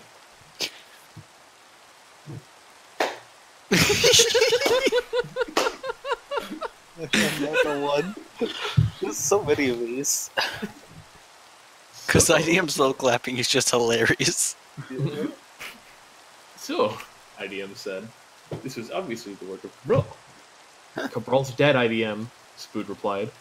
This doesn't make sense, he continued. If it wasn't Mytho, there's only one other person who knows. It couldn't be, though. Goober's dead. Unless... Cut to Doodled. I see you're in need of answers. A figure stood in a doorway on the opposite end of the room. They were speaking into a small box that seemed to be distorting their voice. Lightning immediately leaped onto the desk and pointed to the shadowy figure, startling Galaxy to the point of her falling out of her chair. You're the one who was on the radio! Indeed, the voice said, still distorted. They stepped forward into the light, just behind the desk. Lightning dropped his axe in shock. Spood dropped his jaw in shock. Of course, the beacon. It was Cody. Did anyone see that coming, by the way? I thought it was Goober. I would also was gonna think Goober. Yeah, same. Okay. Cody kicked at something at his feet, causing a long, luxurious couch to rise from the floor. Spood's twin laid himself out on it, as if to be painted like one of IDM's Belgian girls. French is crossed out. Yeah, French is crossed out. I'm sure they could see that if they're watching along with the stream, right? Some aren't. You see that, Rachel? Anyways. You see that, Rachel? You see that, Rachel? I think Rachel's favorite character is IDM. Hello there, little brother. Did you miss me? I'm only younger than you by 2 minutes, Spood yelled at Cody. Look, I can see that you're all eager for a fight, but let me explain something. Before Cody could finish his sentence, Rabbit had slapped him across the face. Didn't our lunch at the Tiny Horse Tavern mean anything to you? I bought your meal for you and everything. I also told you all the details about our plans. I never liked that tavern. Too greasy. You take that back. Cut to Doodle. Spood yelped, feeling the need to defend his best friend ever, Doodle, who he loved like a brother. Oh, thanks, Spood. Or Mytho. Oh. Third brother. You're like a half brother. Twice removed. Aww. Cody fluffed his beautiful hair. Besides, I was only there to place a beacon for the nukes to know where to go. Spood's eyes widened. Ashley butted in. Speaking of beacons, Lightning butted into Ashley. Actually, speaking of nukes, why the nukes? Galaxy is still on the floor, piped up. Destruction, distraction, and to eliminate your stockpile of delicious pumpkin pies. Distraction? Spood wondered. Yes, distraction. You know, that's spelled wrong. It's a mixture of destruction and distraction. How the fuck am I supposed to know that? Yeah, Doodle. Okay, it might have been a typo that I then retconned into a meaningful word, you know? Yo, that's fucking genius. Okay. Yes, a distraction, Cody butted in. I was hoping the threat to the capital would force you to evacuate before I got there, but... Well, let's just say I had to improvise a bit. Nevertheless, the plan came through. And funny enough, thanks to the very same beacon we had come to steal and disassemble for another star, I was healed from my non-fatal arrow wound within a matter of minutes. The beacon, and Scoots' aim, actually slammed the desk. Yeah, speaking of that goddamn beacon, cut to Cabral. Did you steal the beacon in the capital? Everyone just looked at Ashley. Wasn't it obvious? Cody asked. Kind of, everyone replied. Even Lynn? Whoa! Whoa, nice. Whoa. Whoa. Whoa. I got it. Listen, I like that beacon. I like the beacon too. I'm glad you asked. It made him clarify. Wait, you don't like the beacon, Ashley? No, she said she did. Oh, okay. Right. We all love the beacon. That's why I'm Yeah. concerned right here. I don't know if you guys realize there's 3 beacons in the capital. Yeah. It's amazing. Nice. Okay. Well, that means there are 3 nether stars there. Oh, shoot, okay. You just made it retroactively worse. Yeah. This Wait, is what an do you alternate mean? universe. You can take some liberties. Yeah, Sentinels. yeah, it's an alternate universe. Yeah. Shut up, IDM. Now, where was I? Cody pondered. Ah, yes, distraction.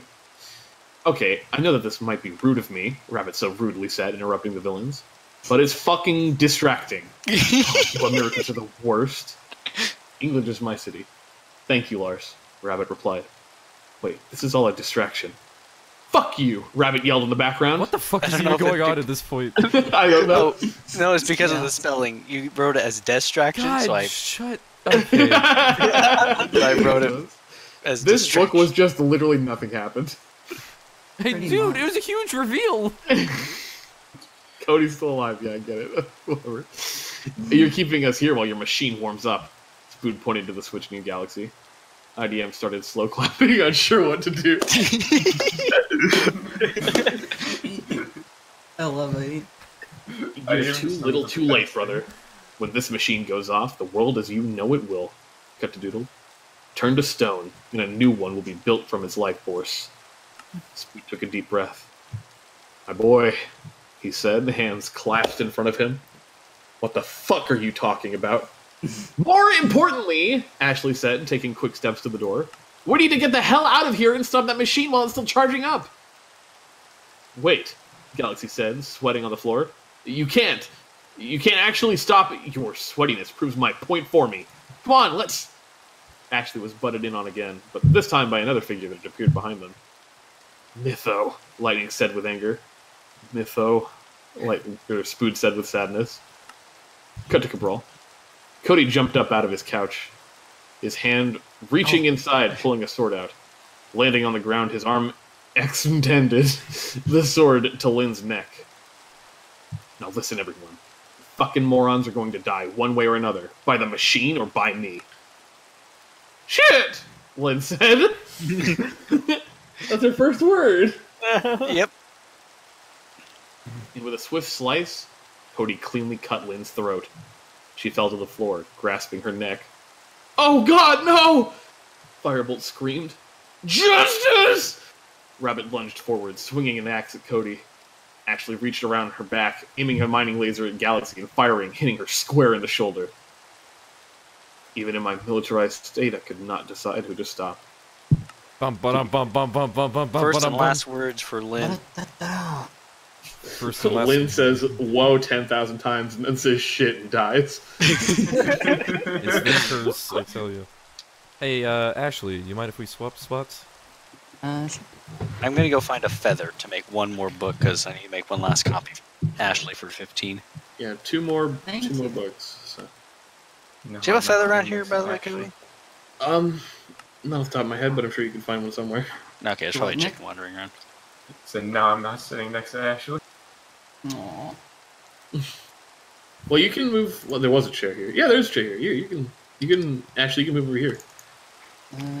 You can still be sitting next to Nick. See, Yay. I fixed it. I'm a problem solver. Good job. That means I Thank solved you. the problem. Hey, Firebolt. Not problems, like. Hey, Firebolt. We got it pretty bad, didn't we? How you doing, Firebolt? Fireball, you're alright? alive. Dude, Firebolt got like a sex scene and then got to watch her die. God, Firebolt is. Oh, jeez. Yeah, that was. Well, that was a thing. I think Firebolt might be Because she didn't say legitimately. whoa. I think Firebolt might be legitimately distraught by that. It's because she didn't say whoa. She said shit. Oh Can no, you say shit for Firebolt, us, don't. please? No, don't seppuku. Oh, Firebolt, no. No. It's raining. It's Wait, like wait. dramatic and sad. Look. He's about to jump off, someone grab him. It's not raining. No, it is raining. No! No! Oh my god. He actually jumped off. Oh my god, this is Minecraft hardcore all over again. Except you're the one who didn't die.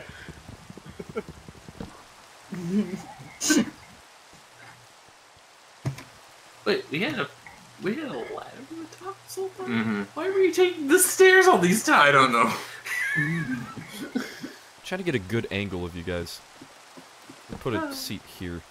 That's a Hello? terrible angle. Get up close and personal. Hello? Whoa. Hello?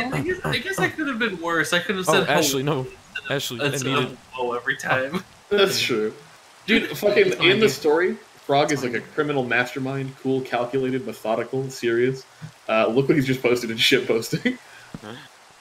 See, I was about to say, I feel like that would be Firebolt, or not Firebolt, that would Frog, Yeah, Firebolt and Lynn shaking No. hands. that would be Frog if, God, that would be Frog if he was a villain. And then I saw that and I'm like, never mind, fuck this. Right.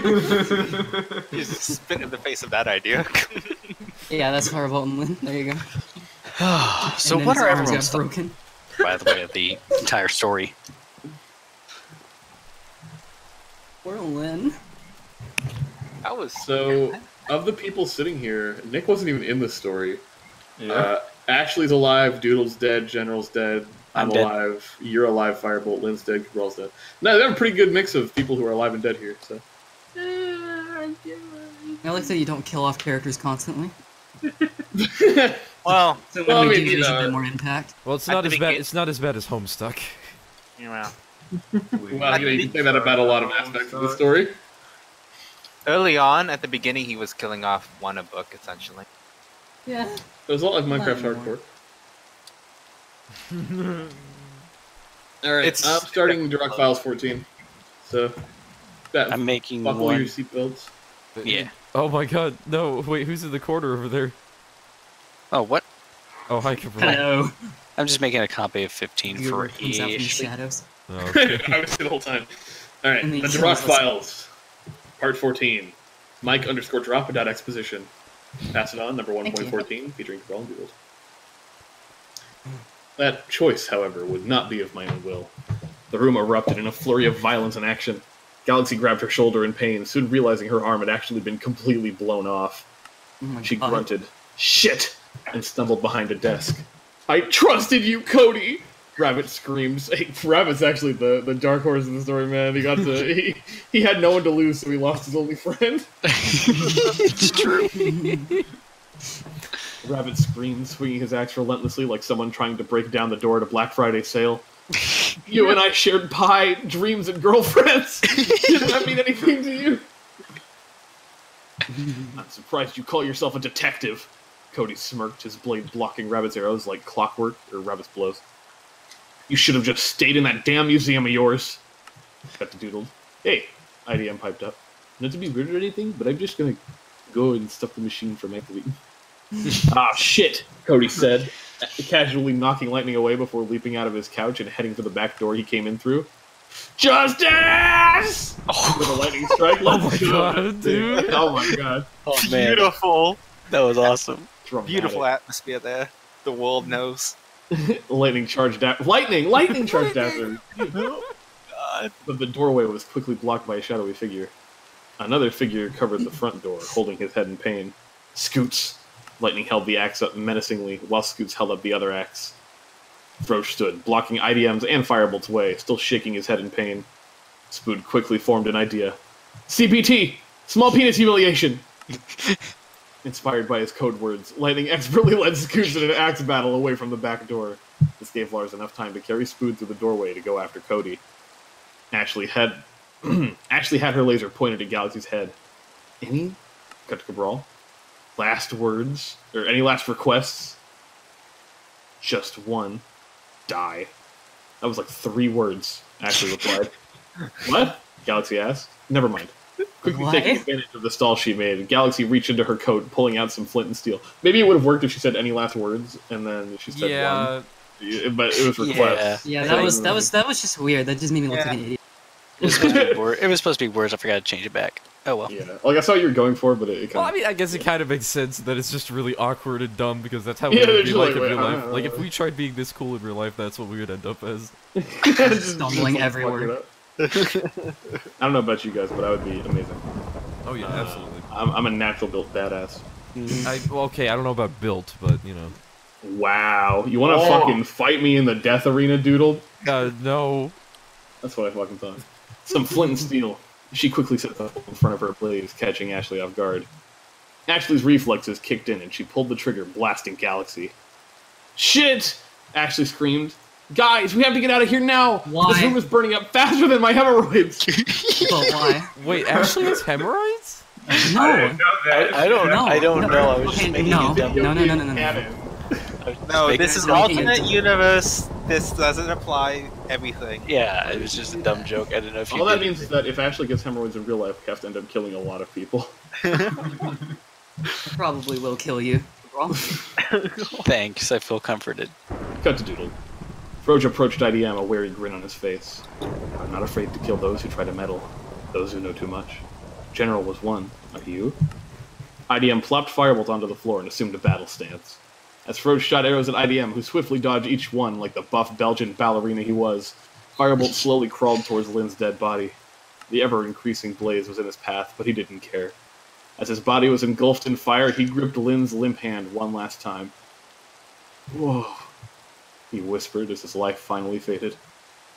Lightning and Scoots' axes were locked together as they stared down their corner of the room rapidly. God damn it!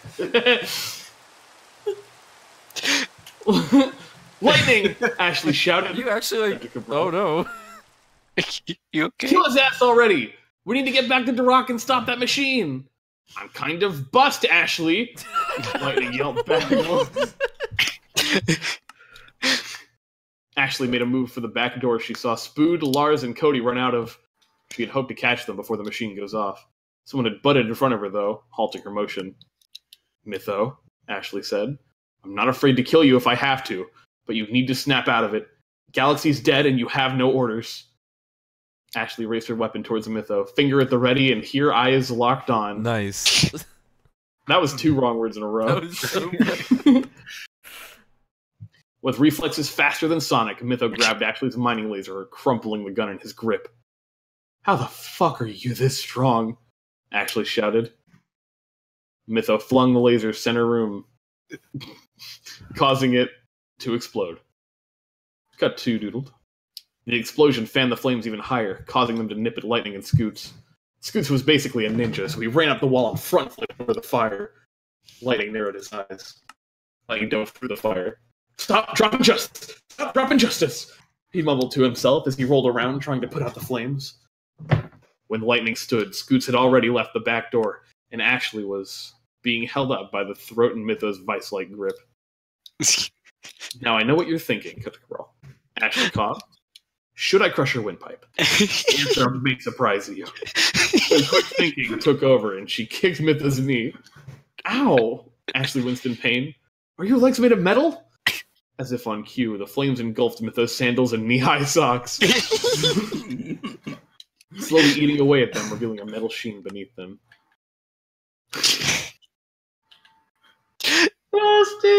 Why is Patrick a Terminator? Fire, buddy, you doing okay, by the way? Here, give me a second. I'm on page 22. My game is actually fucking locking up right now, so I'm going to quickly just reload. I'm fine. I'm fucking crying. Wait, who's crying? Liv. Oh no, I'm sorry. I'm kidding. Sorry you're both dead. But it was beautiful, though. You know what's really funny is that you basically contributed absolutely nothing helpful to the story and then both died. Well, you know, The only thing you did was let Frog get away. I mean, that's what Firebolt does. He contributes absolutely nothing and then dies. Yikes. Romantic. Came with a man's life. I thought it was a good ending for those two, though. It was I touching. mean, yeah. I Sad. mean, there's a lot of shit going on right now. There's kind of a lot to process. It's true. I mean, this is the climax of the story, so fucking... Yeah, it's crazy. I just don't know how they're gonna get the fucking machine turned off, or if everything's just gonna explode. It's stressing me out, man. I don't know what to do. Oh man, you're getting close to the end though. You only got one book after this. You're so close. Yeah. Or does he? Anyways. Yeah. Or does he? By the way, I was gonna say, how does everyone? Just curious, like, what does everyone think will happen at the end at this point? I mean, I'm leaning towards happy ending with most of everybody dead, like bittersweet ending. So, you know, I think probably Scoots and Mytho probably die. I think Lightning dies still. I maintain that. I think IDM probably shuts off the machine. Maybe he dies, maybe he doesn't. And that they're able to recover Duroc, but at what cost? IDM goes out in a blaze of glory. IDM's such a fucking badass, dude. He's IDM fucking starts awesome. slow clapping, unsure what to do. He sacrifices himself to save us all, rocking out with his cock out. Oh my god. That's such a funny fucking joke. The slow clapping. Yeah, that was a collaborative effort from Cabral and I. Like, we both kind of really just funny. slowly built that joke up until it became a running gag. It's my favorite joke of the story. Actually, I'm not gonna lie. It was really funny.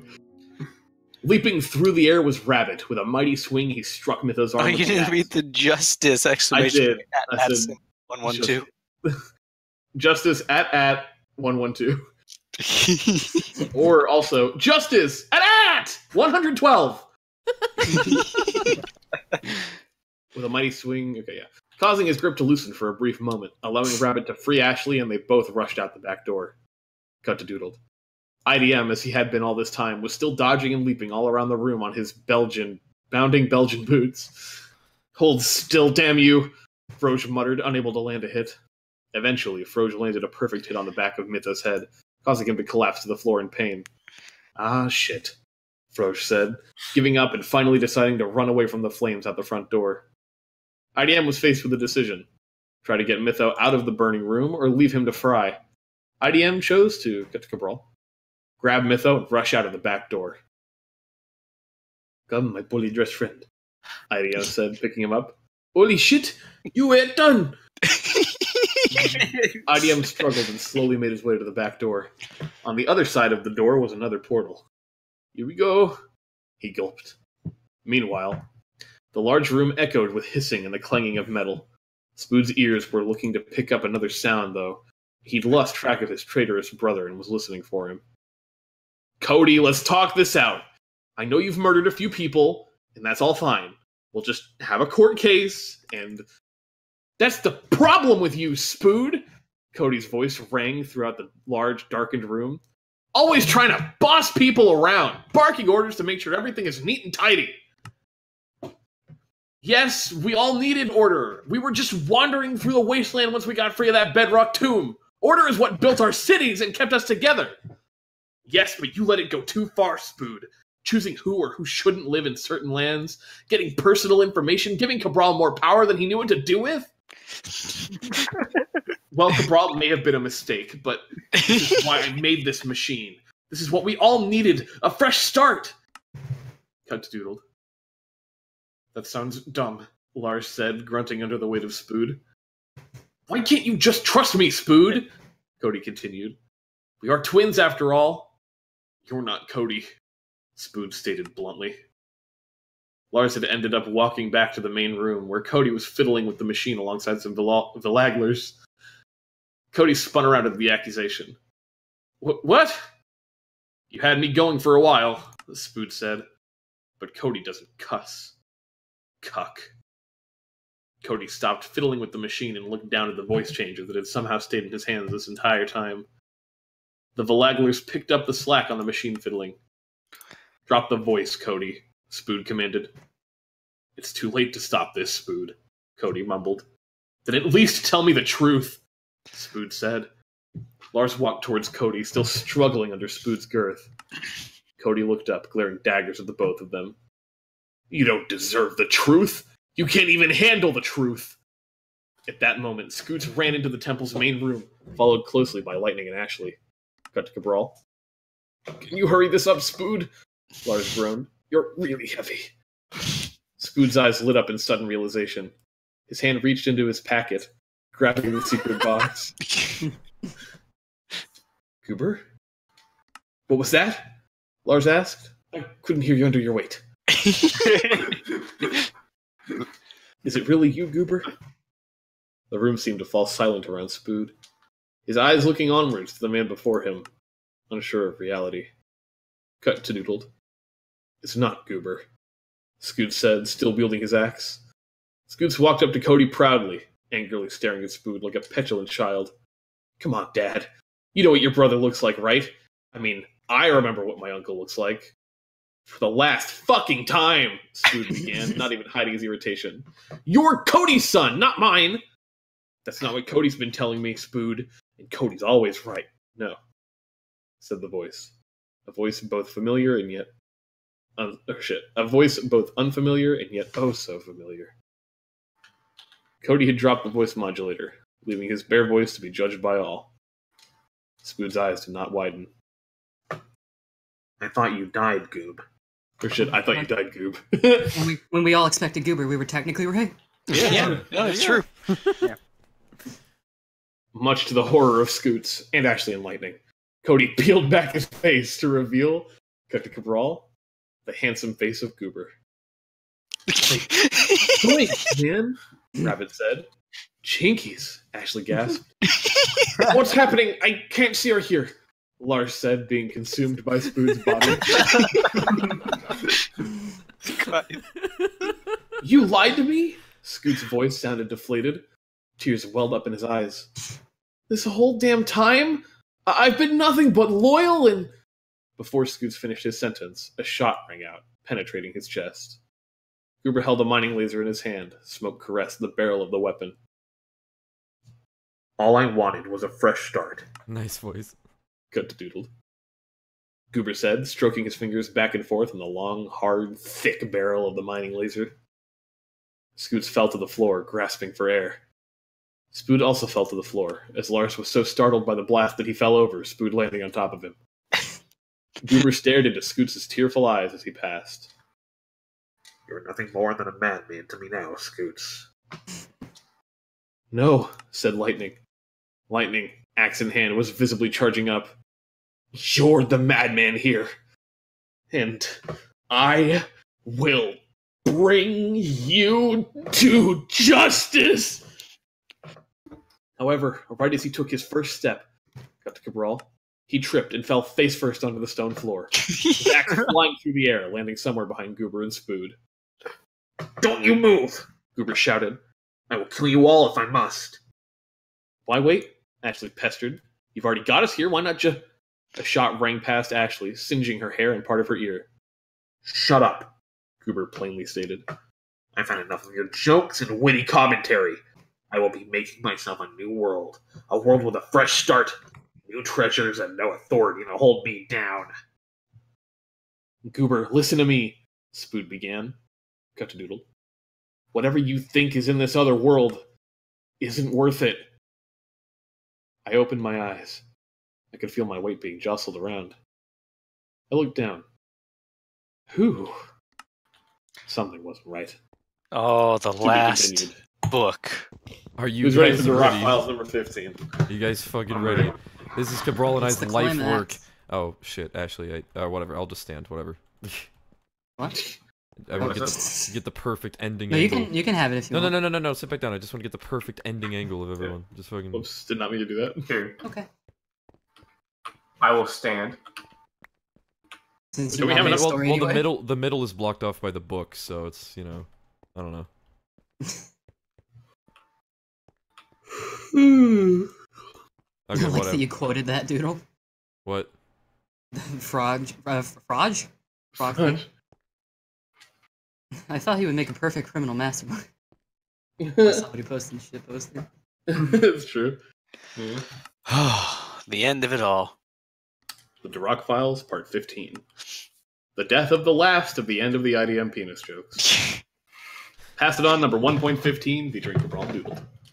No end parentheses. Fuck, that's the best way to end it. That's the most appropriate way. The best way to end it is by not ending it. It never ends. No, Spoon. This is my only option now. I mean, look at this world. Many of our beloved cities have been destroyed, and half of everyone we know is dead. I know out there somewhere is a better version of our world. What are you talking about, Goober? Spood asked. Haven't you ever wanted to find a better version of us? A better reality? Goober sighed. Cut to Doodled. Goob. Spood clasped his hands together and held them in front of his body. My boy, what the actual self-prophetic shit are you talking about? You know why everything is destroyed? Why people are dead? Because Scoots killed them. Because Froge killed them. Because Galaxy killed them. Because you killed them. Well, yes, Uber said, his political skills coming in handy, allowing him to not miss a beat. But I meant destroyed and dead in a metaphorical sense. Your tyrannical rule is what's holding us back. Once I realized we could travel to another... Hey, what are you doing? Stop that. Spood turned his head to see Ashley sneaking up on him, sneaking up on the giant machine, wrench in hand. Cut to Cabral. I know what you're thinking, and the answer may surprise you, he replied. A quick shot rang out, striking Ashley in the knee. Son of a bitch! Ashley screamed out in pain. I told you specifically not to move, Goober shouted. Without thinking, Rabbit bolted off the floor while Goober's attention was on Ashley and charged him. Rabbit grabbed the gun and pointed it upwards. This isn't the justice way. Goober retaliated with a headbutt, forcing both of them back. Rabbit and Goober both fell the floor, with the laser falling into some parts of the machine. What the fuck is that fucking... Goober sprang into action, leaping onto Rabbit and punching his face. Cut to Doodled. Lars had finally moved enough of Spood's girth out of his field of vision to see the situation from underneath him. Lars wriggled out from underneath Spood like he was LARPing a slug. That's so accurate. On unsteady legs, Lars rose as Goober continued his MMA beatdown. Lars moved towards the brawl, slowly progressing from a stagger to a sprint until finally... Lars! Look out! Ashley shouted. It was too late. No! Lars unceremoniously collapsed to the floor, an arrow deeply lodged in his skull. A finely froggy laugh bellowed from the entrance to the temple. Cut to Cabral. Miss me? Froge wryly smiled. Really? No! Really? Smile. Really? Oh, wait, yeah, what the fuck? Really? Really? No! Ashley screamed. Meanwhile, I think you should be safe here.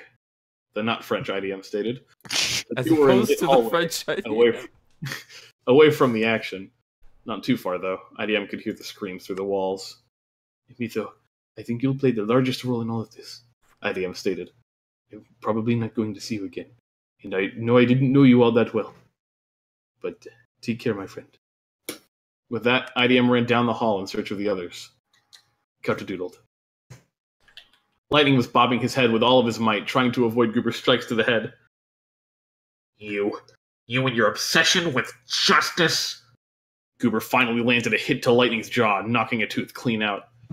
Your so-called sense of justice is exactly what this world needed the least.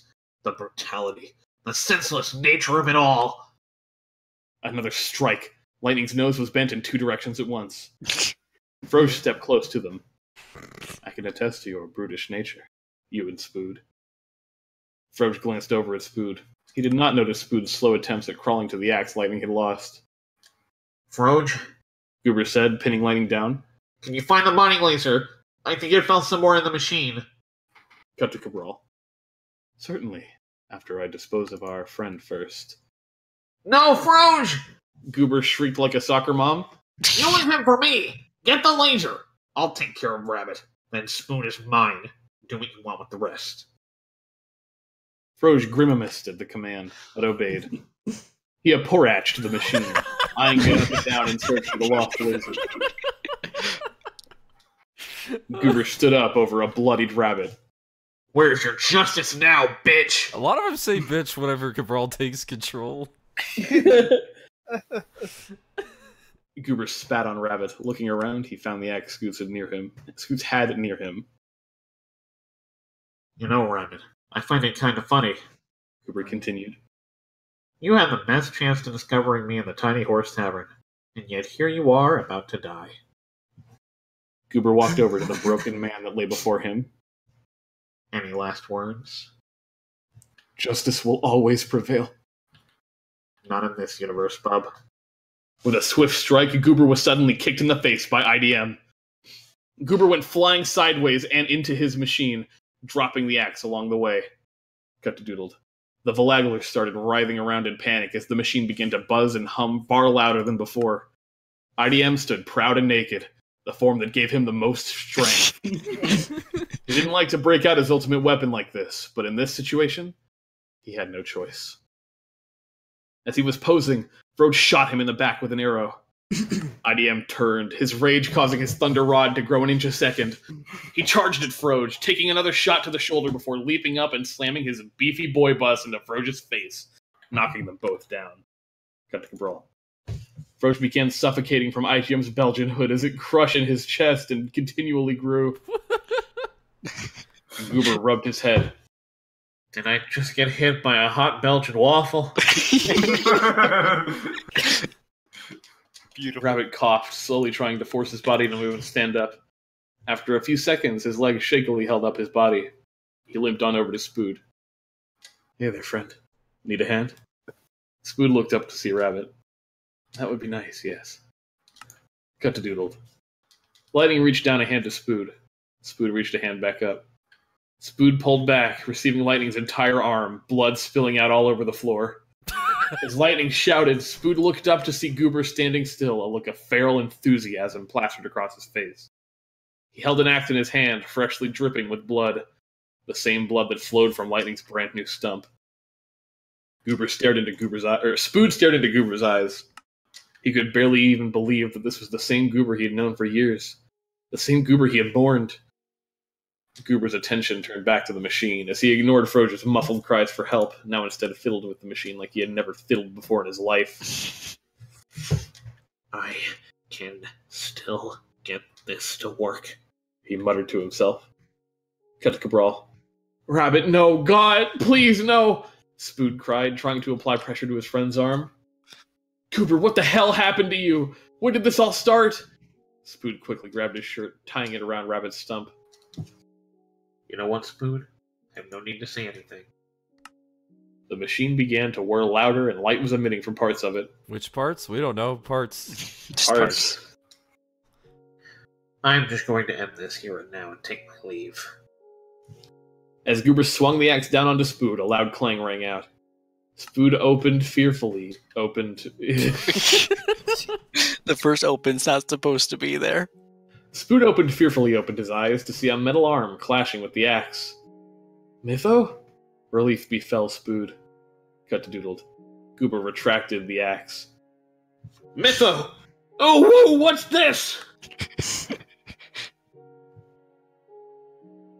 Wait. What? No. Spood whimpered as Mytho's eyes rolled back into his head. IDM, fresh from breaking Froge's ribs with his fleshy flute, ran up to Mytho. Mytho turned and knocked him out cold with his robo fist. Mytho, no, why? Mytho turned to Spood, grabbing his throat in a vice-like grip. As Mytho lifted Spood off the ground, Lightning tremored.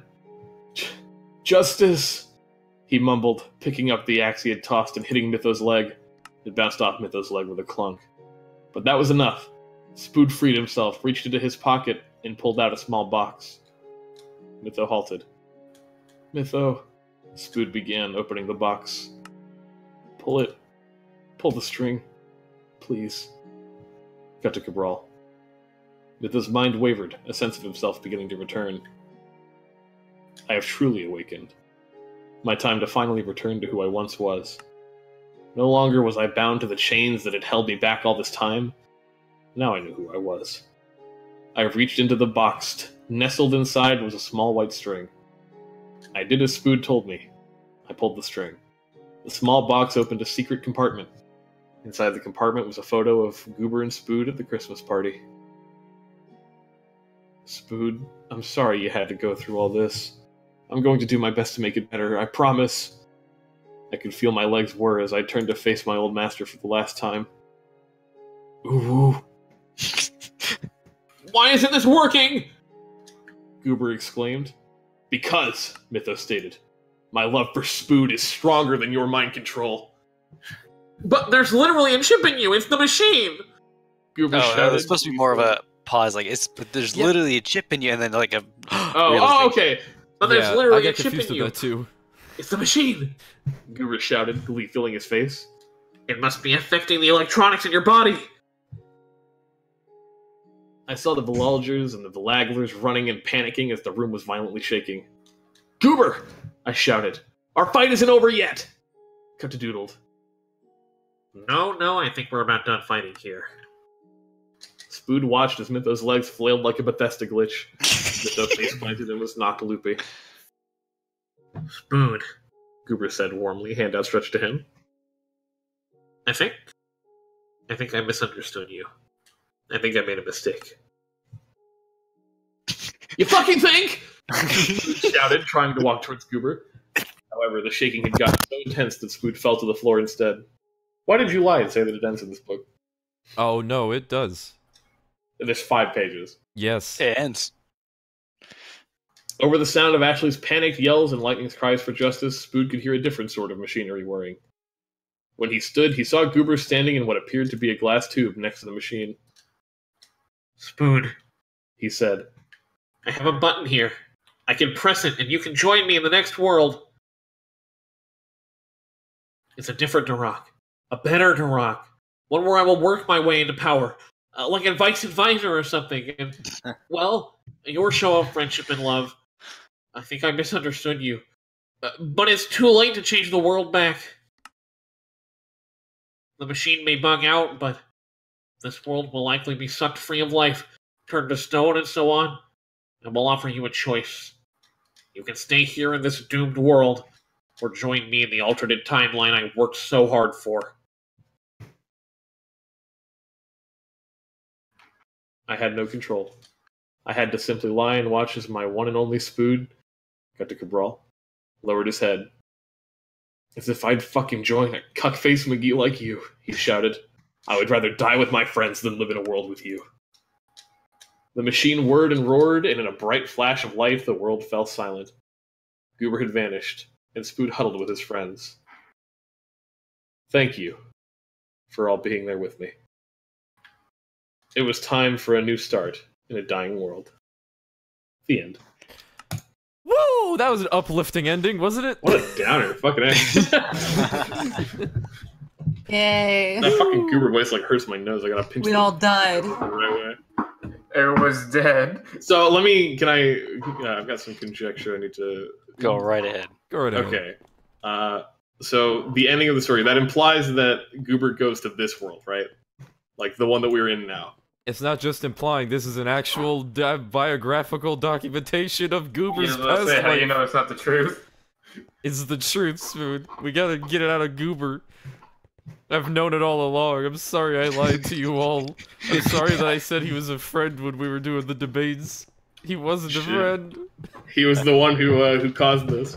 But I guess it wasn't so bad because he gave us this nice skyscraper. You know, we wouldn't have had this if Yeah. you know. I really like the television It's cable true. tower over there. Was it worth No. everyone dying? Maybe Is it not. Was it worth everyone that? Yeah. Though, honestly, Oh no. What the fuck? Goober has. Fireball. Who just knocked me out the building? I don't know. That was Nick, Why? I think. I don't know. Why the tree?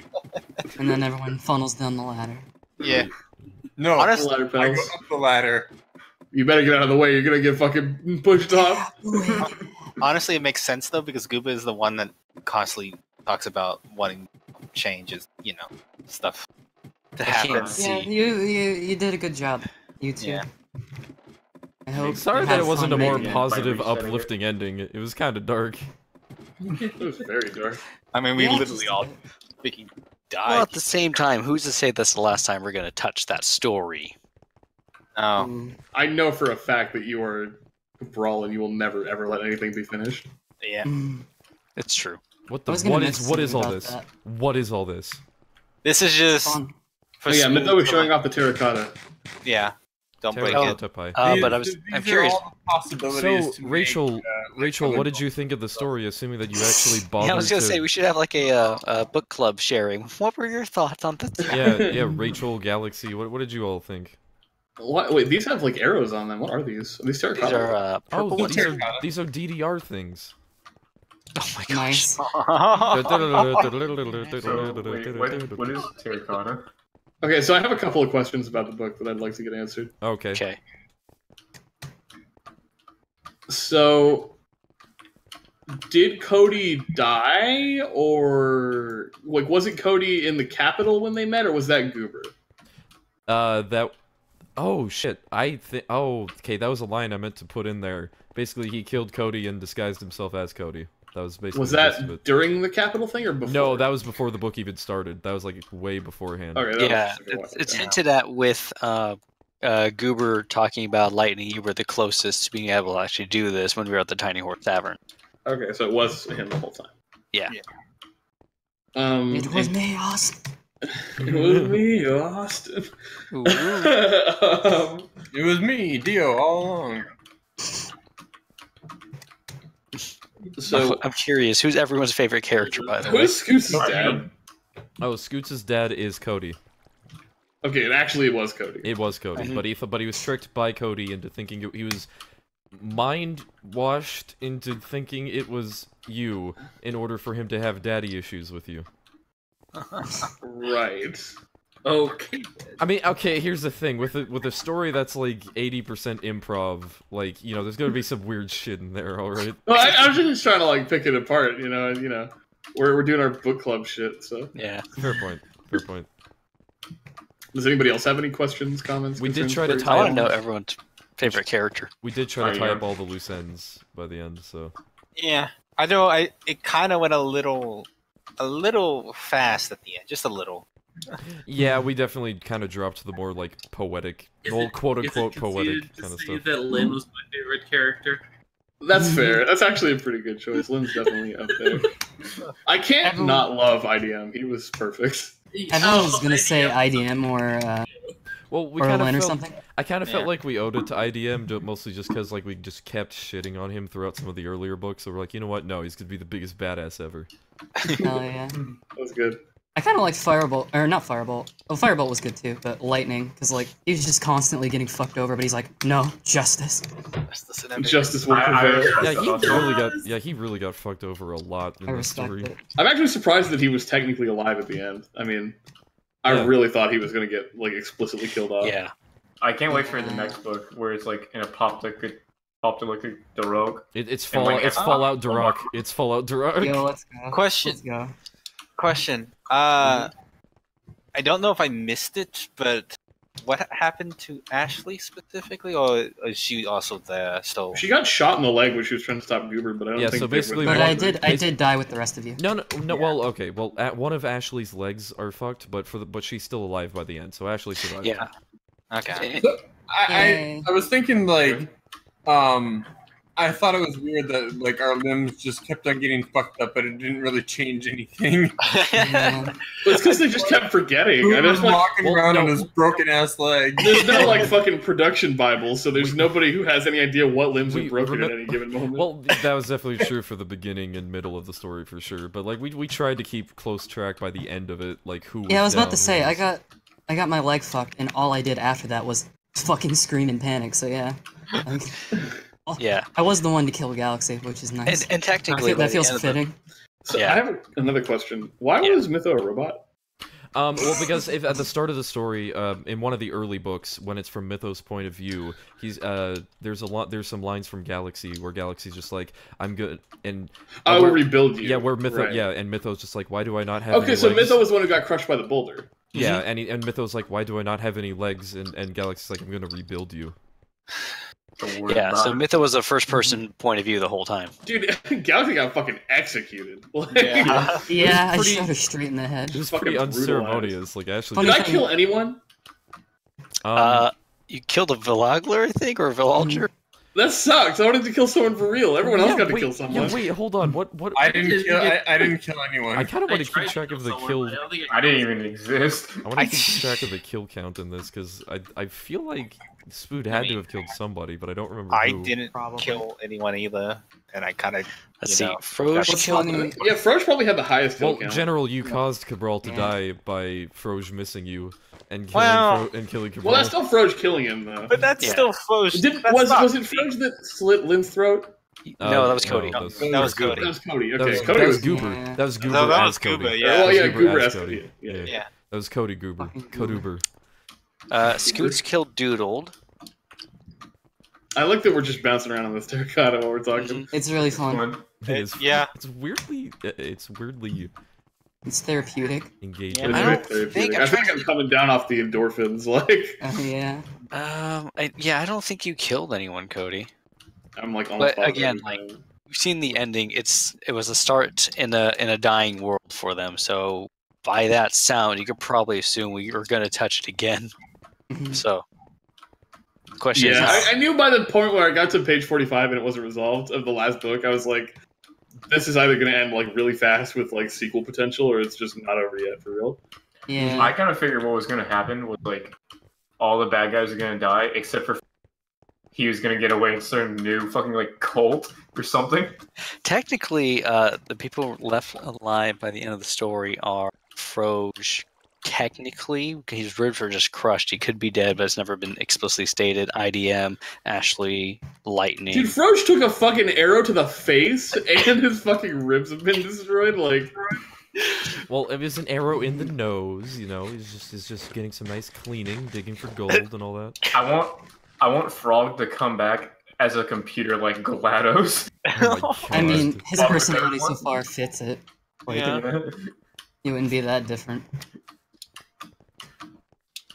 yeah, it definitely had me rooting against Froge. Made me want him to die, like, so bad. But he was a really cool villain, though. He was a cool villain, like, because Galaxy was cool, but she wasn't, like, she didn't do a lot. No offense to you, Galaxy.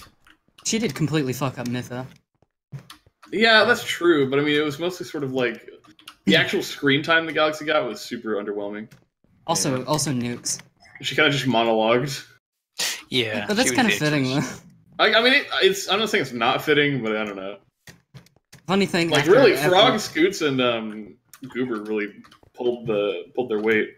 Yeah. I mean, Funny thing, Galaxy after was always Galaxy meant to died. be Galaxy, because like we revealed in like the first page of the first book that Galaxy was the bad guy. So it's like Galaxy couldn't be the true mastermind if Galaxy was being constantly shown to be the bad guy, you know? Yeah, I get it, but I don't know. I don't know.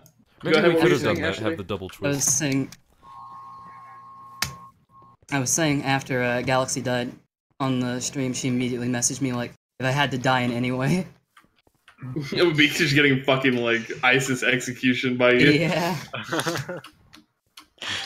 Sounded kinda let's funny. see. So what, was it literally just that all three of them thought that I was a tyrant ruler? Like, that was the whole motivation? Well, I think Frog just wanted to kill, honestly.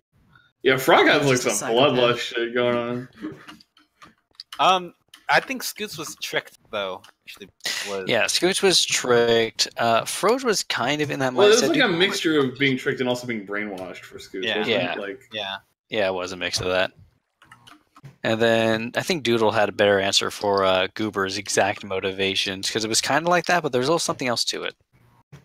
But Doodle's not talking. Wait, what? What? Oh, what were Goober's exact motivations for wanting to do what he did? What, you mean for the nukes or for the, like, what? Just the whole reason doing what he did. Because he was convinced that Spood was a shit leader and that the world was shit because of Spood. And so he's just Okay. like, fuck it, we're gonna enact this plan to build this machine that can build a better universe where I can just go there and everything would be better and fuck these guys. Alright. but did he actually have, like, a legitimate, like, heel turn, like, at the end? Yeah, he legitimately turned like, hey, Spood, I know I said a lot of shit about you, but, you know, fucking, you clearly, I saw the picture of us at the Christmas party, that was fun, Mytho, was, you know, you two very clearly enjoyed each other's company a lot, fucking, maybe you're not as bad as I thought, maybe you could come with me. And I told him to rot in hell, and then I chose to die. I respect that. Technically, you're not dead, though.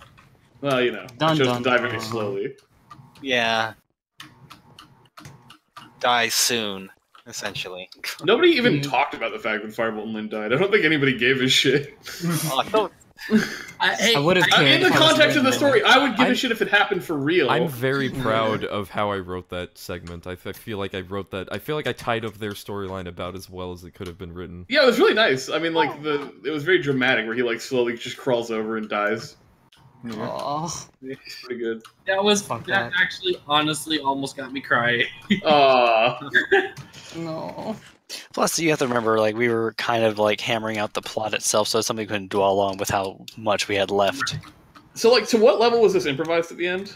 Like, did you guys discuss where you wanted the story to go? Or did you little literally bit. just play it by Yeah, ear? the many aspects of the ending, like, mainly just, like, what the villain's plans were, just so that way we can wrap up all of the, like, motivations, like, why did this thing happen? Why did this thing happen? Why did this thing happen? And all that.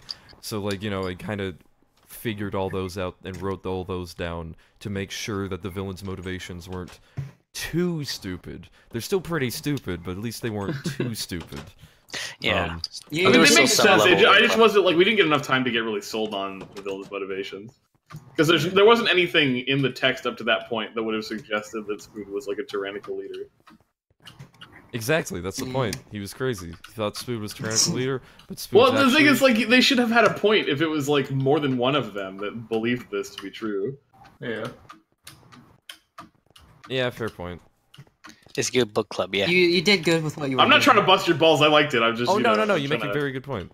to- I'll keep It's that in something to mind. consider for next time. Next time, huh? Gadget. TM. Oh yeah. I no, already I know mean- you're gonna do it again. I mean, Yeah, we we can. already We were know planning a on sequel. bringing. We were planning on dragging more people into it. We could cycle between instead of just us two, like 4 people. But it probably wouldn't be nearly as like intricate as Cohesive. cohesive as the Rock Files. It'd probably just be Yeah, I like was some- actually gonna say something about that. That like this whole thing has gotten like, I used to write a lot of shit back in the day, and it's gotten like my urges going again. So I wanted to, not necessarily to Rock Files, but if anyone wanted to do something similar to this with me. Oh yeah, no, we'll that's what definitely I'm have doing. more book club stuff like this for another Pass It On series. I love writing. Oh, I want to have my library and shit. Like, oof.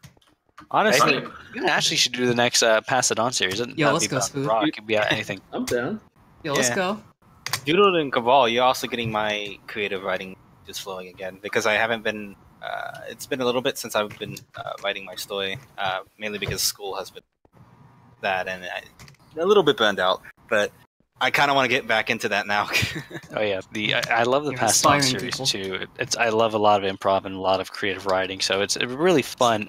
Yeah, I'm really sorry. If we've got General- enough people writing, we can have like the Emmys of books. I'm Yeah. really sorry, General. Should we go for awards by the end of the year? Hey, Rock General. Files wins the Nobel Peace Prize for. Nobel Peace Prize. Dude, everyone dies. But you did inspire a because lot of everyone's us. dead. You did kill us, but you inspired us. Wait, Yeah. hold on. Hey, Spoon, do you actually genuinely want to do that? Because I'd be so Yeah. down. I'm literally let's on my not way do to that. get some books of cool. General, I'm Oh my really God, let's sorry not that do we kind of just shat on you for the first half of the series and then killed It was you off. really funny. General was a great character though, like legit top 3 behind like Yeah, no, I IBM liked and him. Lynn. I liked yeah. him a lot. Because you guys wrote your joke characters really funny. Like even though they were dumb, like they were really funny. I love the slow I clap. gotta say, for the most part, you guys humor like really on point. You guys have a lot of really good jokes. I think my question is, what are your favorite gag moments for the thing? Every slow time clap I is do really slow funny. claps. Cabral Yeah. misspelling Like the every slow other clap. word. That was pretty funny. Slow was- clap and the woe thing. Oh yeah, the whoa thing with Lynn was really. It's just so out there. Like what the fuck? Like what made you do like that? I'm really when curious. when we first started writing, I don't think Lynn had spoken a single word on the server Oh, at that point. I get it. So we yeah, just that makes we sense. just made it a thing that Lynn could not speak. That's really funny. Yeah. Well, it fits me pretty well, I'd say. Whoa. I think I think General, just the way that Cody helped bring him to life, really just made his character. Yeah. 'Cause it wasn't just. I All definitely, right. you know, the reader had an impact for Oh, no, sure. You definitely, listen to he's had a my major fan made impact. letters that I wrote in. Like, What do you mean? I was just like, you know, I'm equating my reading of General to like an obsessive fan writing in letters. Like, I had canon this, and you're like, that's brilliant. Oh my But, god! No. Oh yeah, no, the way you characterize some characters just made everything that much better. I feel like This was such a good experience. I feel like this voice is just gonna come up every once in a while. It's just gonna. What do you We mean? need to, dude. Whatever IDM comes back in without explaining anything, we all need to either slow clap or ask him to slow clap. Yeah. We also, We're gonna- Mytho comes in, we need to just say to him, hello. Whoa. Already Yes. do. Did I See just if get his hit by a eyes hot roll back Belgian into his waffle? head. Yeah, can we all just message him right now while he's asleep and just go ooh or hello? Yes, let's do Yeah. it. Ooh, Mytho? Let's do it. Okay. I accidentally had caps lock on, but that's even better. So I'm just gonna leave it that way. I'll send a lowercase it about it. I did mix of both. Nice. There we go. I can't wait to see what his Um, reaction to it's gonna be. He's gonna wake up to like 8 messages, he's gonna be like, what the fuck happened? I'm in trouble. I was fuck? gonna ask. Oh, so of the what portion of the story like stuck out to you the most? Actually, I'm curious for. I mean, actually, like memes aside, Firebolt's death scene was very sad. Very Mhm. well written. I like It it. actually genuinely made me really sad, yeah. Yeah, no, that really enjoyed what Doodle. Because Fireball was kind of just like a meme character at that point, but then he had like a legit, very sad death, and I was just like, oh, okay. Yeah. I didn't see it So coming. good. Like So it was a good. meme character, and then the meme character had an actual moment, and it was like, oh. Yeah, you humanized the meme and then you just killed him. You made me feel, and then you took him away. That's the Telltale way. That's the Danganronpa way. That's the way that a lot of series do things. Yeah. I actually did genuinely almost tear up at the end. I don't know why. I wasn't really sad. It was just like, it just kind of happened. I felt like a fucking Baus when I read out that I was like, burn in hell, Goober, I'm staying here. It was really It's like, good. you sort of, I saw that you swapped perspectives at the end. I don't know if you had already sort of made up your mind, but it seemed like to me you were telling Cabral, like, make the decision. Yes. Yeah, no, he was telling me to make the decision. You It's made funny the right decision, Cabral. Yeah, no, I didn't want you to go with that. Like, that's just silly to me. You made the most spood decision for sure. Yeah. For sure. Yeah. And I was gonna say too. Oh, go ahead. I was gonna say, I do think it would have been funny if he was like, yeah, shit, let's go. Wait, shit, let's- And then they get there and see exactly. What I was gonna say, by the way, is because the story was improvised back and forth. There were a lot of moments that we both didn't know were gonna happen between each other. Yeah. And I feel like that's the most fun part, though. that is a really fun part because I wrote a couple of moments in there where Doodle's like, "Oh my gosh, that just happened," and like that was the moment where specifically where Scoots died, and Doodle had no idea that I was throwing that in there at all. He's like, "Oh, what? I didn't see that coming." I'm like, "You didn't?" So it's just interesting seeing like when you switch it back. I mean, like Scoots' relationship with Cody and Spood would have made such an excellent like fucking like back and forth point, but I think you actually, in hindsight, I think you actually ended it at right about the right time because I think it was about to get on the edge of being a little tedious to talk about Scoots being the son of Spood. The bastard son, yeah. Son of Spood. I am son of Spood. Spoodson. I am Some of the Scoot characters just Spoodson. got so fucked up. Did anyone get out unscathed? Like, without taking any major damage? Goober, technically. Lars. Oh, you're right. Goober didn't even get hurt at all. Yeah. I was gonna say Lars. Well, he got kicked a couple times. Well, but... no, Lars Lars got almost absorbed dude. by Lars my got fat. shot. Lars got shot. No. I was talking about Goober. Lars got shot. Lars got shot in the skull with an arrow. He might be dead. Like. Oh yeah, I remember that. No, he was shot in the back kind of of the assumed shoulder. No, he was shot in the skull. Remember? No, it was definitely the skull. He thunked to the floor. And I was very upset about it. Why? Why are you upset about it? Because I care about Lars. Oh. I don't want him to die. Like him and I. Doodle's just like, why do you give a shit? Like, him and I were like the gang through a lot of the story. I fucked with him constantly, but I was really sad. Oh yeah, that's true. Oh, I forgot about that. Yeah, it was really relationship. fitting. That's what Lars said as well. It's like Oh, I love the sprue. So would it open actually, with a- wow, it actually ended up being a lot better than I thought with actually warning Lars right before he died. Like, that actually makes... Okay, whew, okay, it actually almost... Okay, the theme came back, alright. Thematic The consistency. theme came back. It worked. It was. I yeah. accidentally did good. Like the improv worked out in the end. Oh yeah, I was gonna say too. I think it's interesting how there was actually a character who doesn't play on the server anymore. Aeon. Yeah. Oh yeah, we just killed off Aeon preemptively. He was executed. Yeah. Rip. I mean, since he doesn't even participate on the server anymore, it's actually kind of a fitting way to I actually, deadass, was led. I kind of thought for a little bit, since you were thinking about introducing like a new character. I was like, I didn't think like, I thought the Goober was dead. So What the I fuck? genuinely did think for a bit that it was going to be Luke. Yeah, me too. Me too. Luke Also, was that was a lovely banana split. Thank you for that. Luke, I'm sorry. That would have been such a good line. He could have spun around in a chair and been like, "I'm sorry." And that could have been like Would have been Luke's so good. introduction. No, no, Goodness. I have no other option. Scoots, he isn't your father. Luke, I am... Okay. See, it would have been. Well, how come you never said, "Scoots, I am your father"? Oh my god, I should have fucking... Well, because nobody would have had a reason to say that. Well, I don't know. 'Cause Cody was still already alive. dead. You brought so many people back from the dead. Like, come on. Who did I bring back from the dead? Frog got Mytho. shot in the face, and then you were just like, "Never mind. He was only barely hurt." Yeah, but You he were was Mytho shot as in well. the nose. He was Well, shot it was in- like written the way that it was supposed to imply that he was dead. Okay, fair enough. I just really like Goober and Mytho Froge. as Okay, well shut were up. dead and came back. I like him too. I mean, I'm glad he was alive. I was just saying, like, you know. Oh wait, what is the fate of Froge? Like, where is he in the story? Froge has broken ribs and a. Yeah, IDM rushed him down with his massive cock, and that was how. That was like the last thing that happened to him. So if he is still alive, he's on the precipice of dying.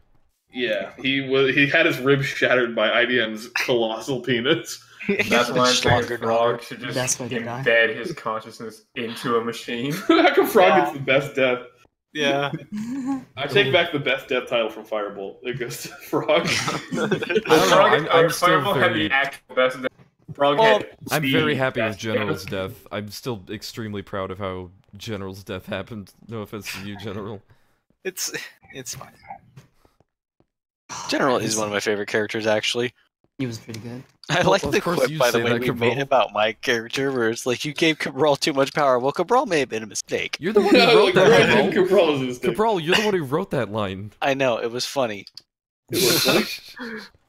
See, I liked it. That's how you know we're friends. We can poke fun at even at Oh, yeah. us. hmm Giving Cabral power was definitely a mistake. So okay, just to recap though, who is alive again in the story? I'm just trying to remember for posterity's sake. I'm alive and Lightning's alive, for sure. Ashley is still alive, although, like, wounded. I have a broken Yeah. ass leg. Lars has an arrow in his head, so maybe alive, maybe not. Just depends No, on IDM who he is- IDM Lars- is still alive. Yeah, Yeah. IDM was the arrow. Lars, Froge is still barely alive. I don't Goober's actually alive. remember what happened to Firebolt, Lars. Firebolt had Well, his yeah, arm. Goober's gone. Firebolt had one of his arms lopped off, and he's No, emotionally that was- dead. That was no, Rabbit. Oh, there was Rabbit, right? Rabbit. So Rabbit's Firebolt still- crawled into a fire for Lynn. I mean, Right. God, that's, you just describing it again. God, So It's so sad. good. you when did he so, whispered you woe did so into her good, and I ear. hate it. you could have used that on anyone else, but you did it for Firebolt. I feel like it's really fitting. Though. I don't know. By the way, if anyone's curious to want to reread the story, there's an entire copy selection in the San Francisco library to Oh. read at leisure. Cabral, the do you way, want these Cabral- copies back? By the way, No, you can keep them. Yeah, we're probably just gonna freely distribute the Duroc files and not Yeah, charge no, for them. That's or not anything. paid content. That's a whole server enjoyment. Oh yeah, IDM was shot in the shoulder and then The back. in the I'm back. excited. Yeah. His Is neck he is back. It wasn't his head though, was it? Also, this is Nothing too hit his healthy, head. No, that was Okay, Lars. Oh, Oh, thank that you. was Lars. Okay, so Lars is hitting the head. Sad. IDM is shoulder and the And back. I mean, the tough guy that he is, I wouldn't be surprised if he just gets up. So Yeah. breaks off the arrows and He got- carries he got- everyone to safety. He got knocked out by Mythos Robo Fist, so Speaking of Mytho, is he alive?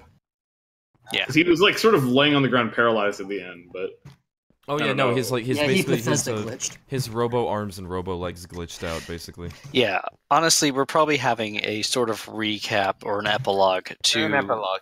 yeah, finally define everything. It's not going to be a full like length series. It's just going to be like an epilogue to recap what happens to them in the aftermath, like That the would be fallout. nice. So to say. it's like yeah. the fucking end panel from Friends, where it tells everybody what happened to them after the show. Mhm. Goober died alone without his friends. Well, I don't know. Well, if we're going by the game's canon or whatever, then literally what happened was he came to this universe, and then everything pretty much happened the exact same Oh, way, yeah. slightly differently and better. Yeah, that means Goober ultimately was right. I mean, he did go He to a won. better version of Durag. So. Yeah, he Yeah. ultimately won. But he Yeah. created the bad version. He made this version bad. That's true. He did ruin that version. Wait, I have a question. What's your question? Yeah. So if Spood went with Goober, and there was like the alternate timeline Spood in that new dimension, and Cody was still alive, does that mean there'd be Spood, and Cody? Oh,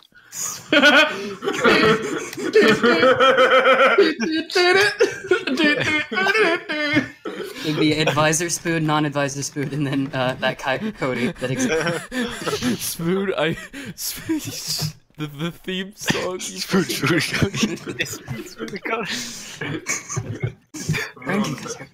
Beautiful. Grin, thinking like, yeah. Honestly, if you guys are gonna continue it with sequels or whatever, there I should want to be see one. Spood. Actually, There wait, should- Spood didn't go.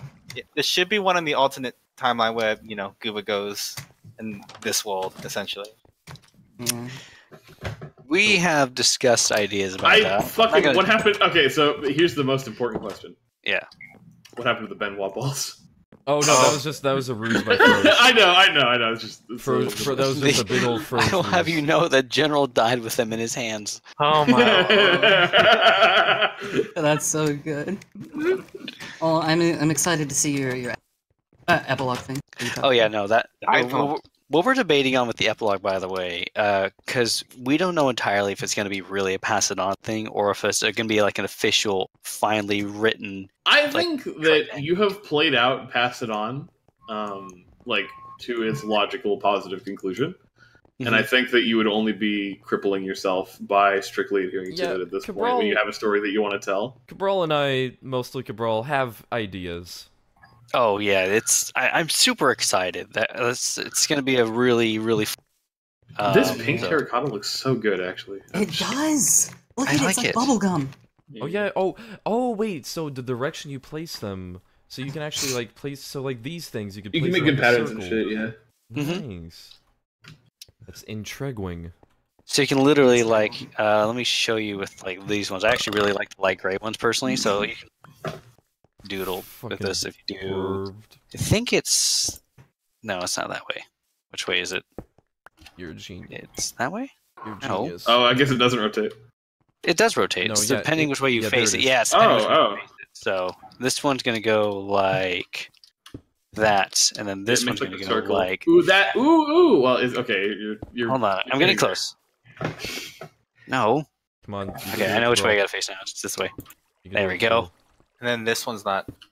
Yeah. So this has got to face. God, is this This part way? of the base Minecraft package, or Boom, is it Yeah. part of circle. Yeah, the terracotta is all vanilla Minecraft. That's It's from fucking- 112. That's fucking awesome. Holy shit. Yeah. Yeah, one of the reasons we upgraded. And you can do that with all of them. And they make 2 patterns, I believe. So personally, Cody, I really like this light gray one for the lobby floor of this Oh my beautiful god, building. look, the texture Look at wraps this. perfectly around the corners. Oh my Yeah. god, So that's good. beautiful. Oh, it does wrap around the corner. That's really fucking cool. That's That's beautiful. yeah. I really also like think that this arrows block is really cool. Like this fucking purple terracotta. Mhm. I You do can like freaking the make a DDR ones. DDR machine with that. If you really wanted to. I might actually use a shit ton of terracotta to make oasis. How do you make terracotta? It's hardened clay. Like all of the hardened clay in the world has become terracotta. Oh. So like you see how there's two like there's this Oh, that fancy shit explains over it. here, Okay. and then there's this like really drab shit over here. So the drab shit is what the hardened clay was, right? I actually have some hardened Yes, clay. So this that is hardened clay- terracotta, but it is the hardened clay turned into terracotta. It's just Okay, literally a okay. name. I thought these shades were like Nice. familiar to me. Like these, Yeah, but then if you Yeah. throw these into a furnace again, that turns it into glazed terracotta, which is what this stuff is. That's awesome That's as really hell. cool. Holy shit. Yeah. Oh, Black and red one is so edgy. Yeah. Actually, I like the Just Right. like this, just like the. I like the black and red one and the red one for like a Japanese or Chinese themed restaurant. Oh, that's Also, actually. yeah. did you, Oh, yeah, I was wait, gonna say like the black and red one. Spoon. Does look like this would be the flooring. Japanese or Spoon, something. did you figure out who the Vlogger was supposed to be? No, I did not. It was supposed Oh. to be Toon Critic. Oh, was it really? Yeah, the Oh. spiky black and red hair, the edgy. I kind of girth. picked up, like, I thought that was just like a reference, because you referenced Toon Critic at some other point too, just like Yeah. randomly. So, That's I so mean, fucking it's funny. basically a creature composed of Toon Critic references. Yeah, and basically. literally his words That's were his fucking weapons, hilarious. so that was the joke. Oh my god, that's so What good. was his weapon? You should have called him like the fucking like. I've made an important decision. Yeah. All of the glazed terracotta looks good. It Yeah. does. It really does. I like these. Just look nice. I like this like sort of gray white one. Now the real, Yeah, real they're like really question- nice patterns. Like I like now that you've mentioned that it like looks good in sort of like an ethnic restaurant. Like I'm definitely just seeing like these really This- fancy oh, ornate like Cody, forest I don't know if you noticed, I've used some in San Fernando streets with. terracotta. Yeah, A lot of these blue ones, especially like these, can be like an oceanic kind of. I'm actually going to use these for my beautiful ocean futuristic city, the blue ones. So Nice. Because this can also be an oceanic kind of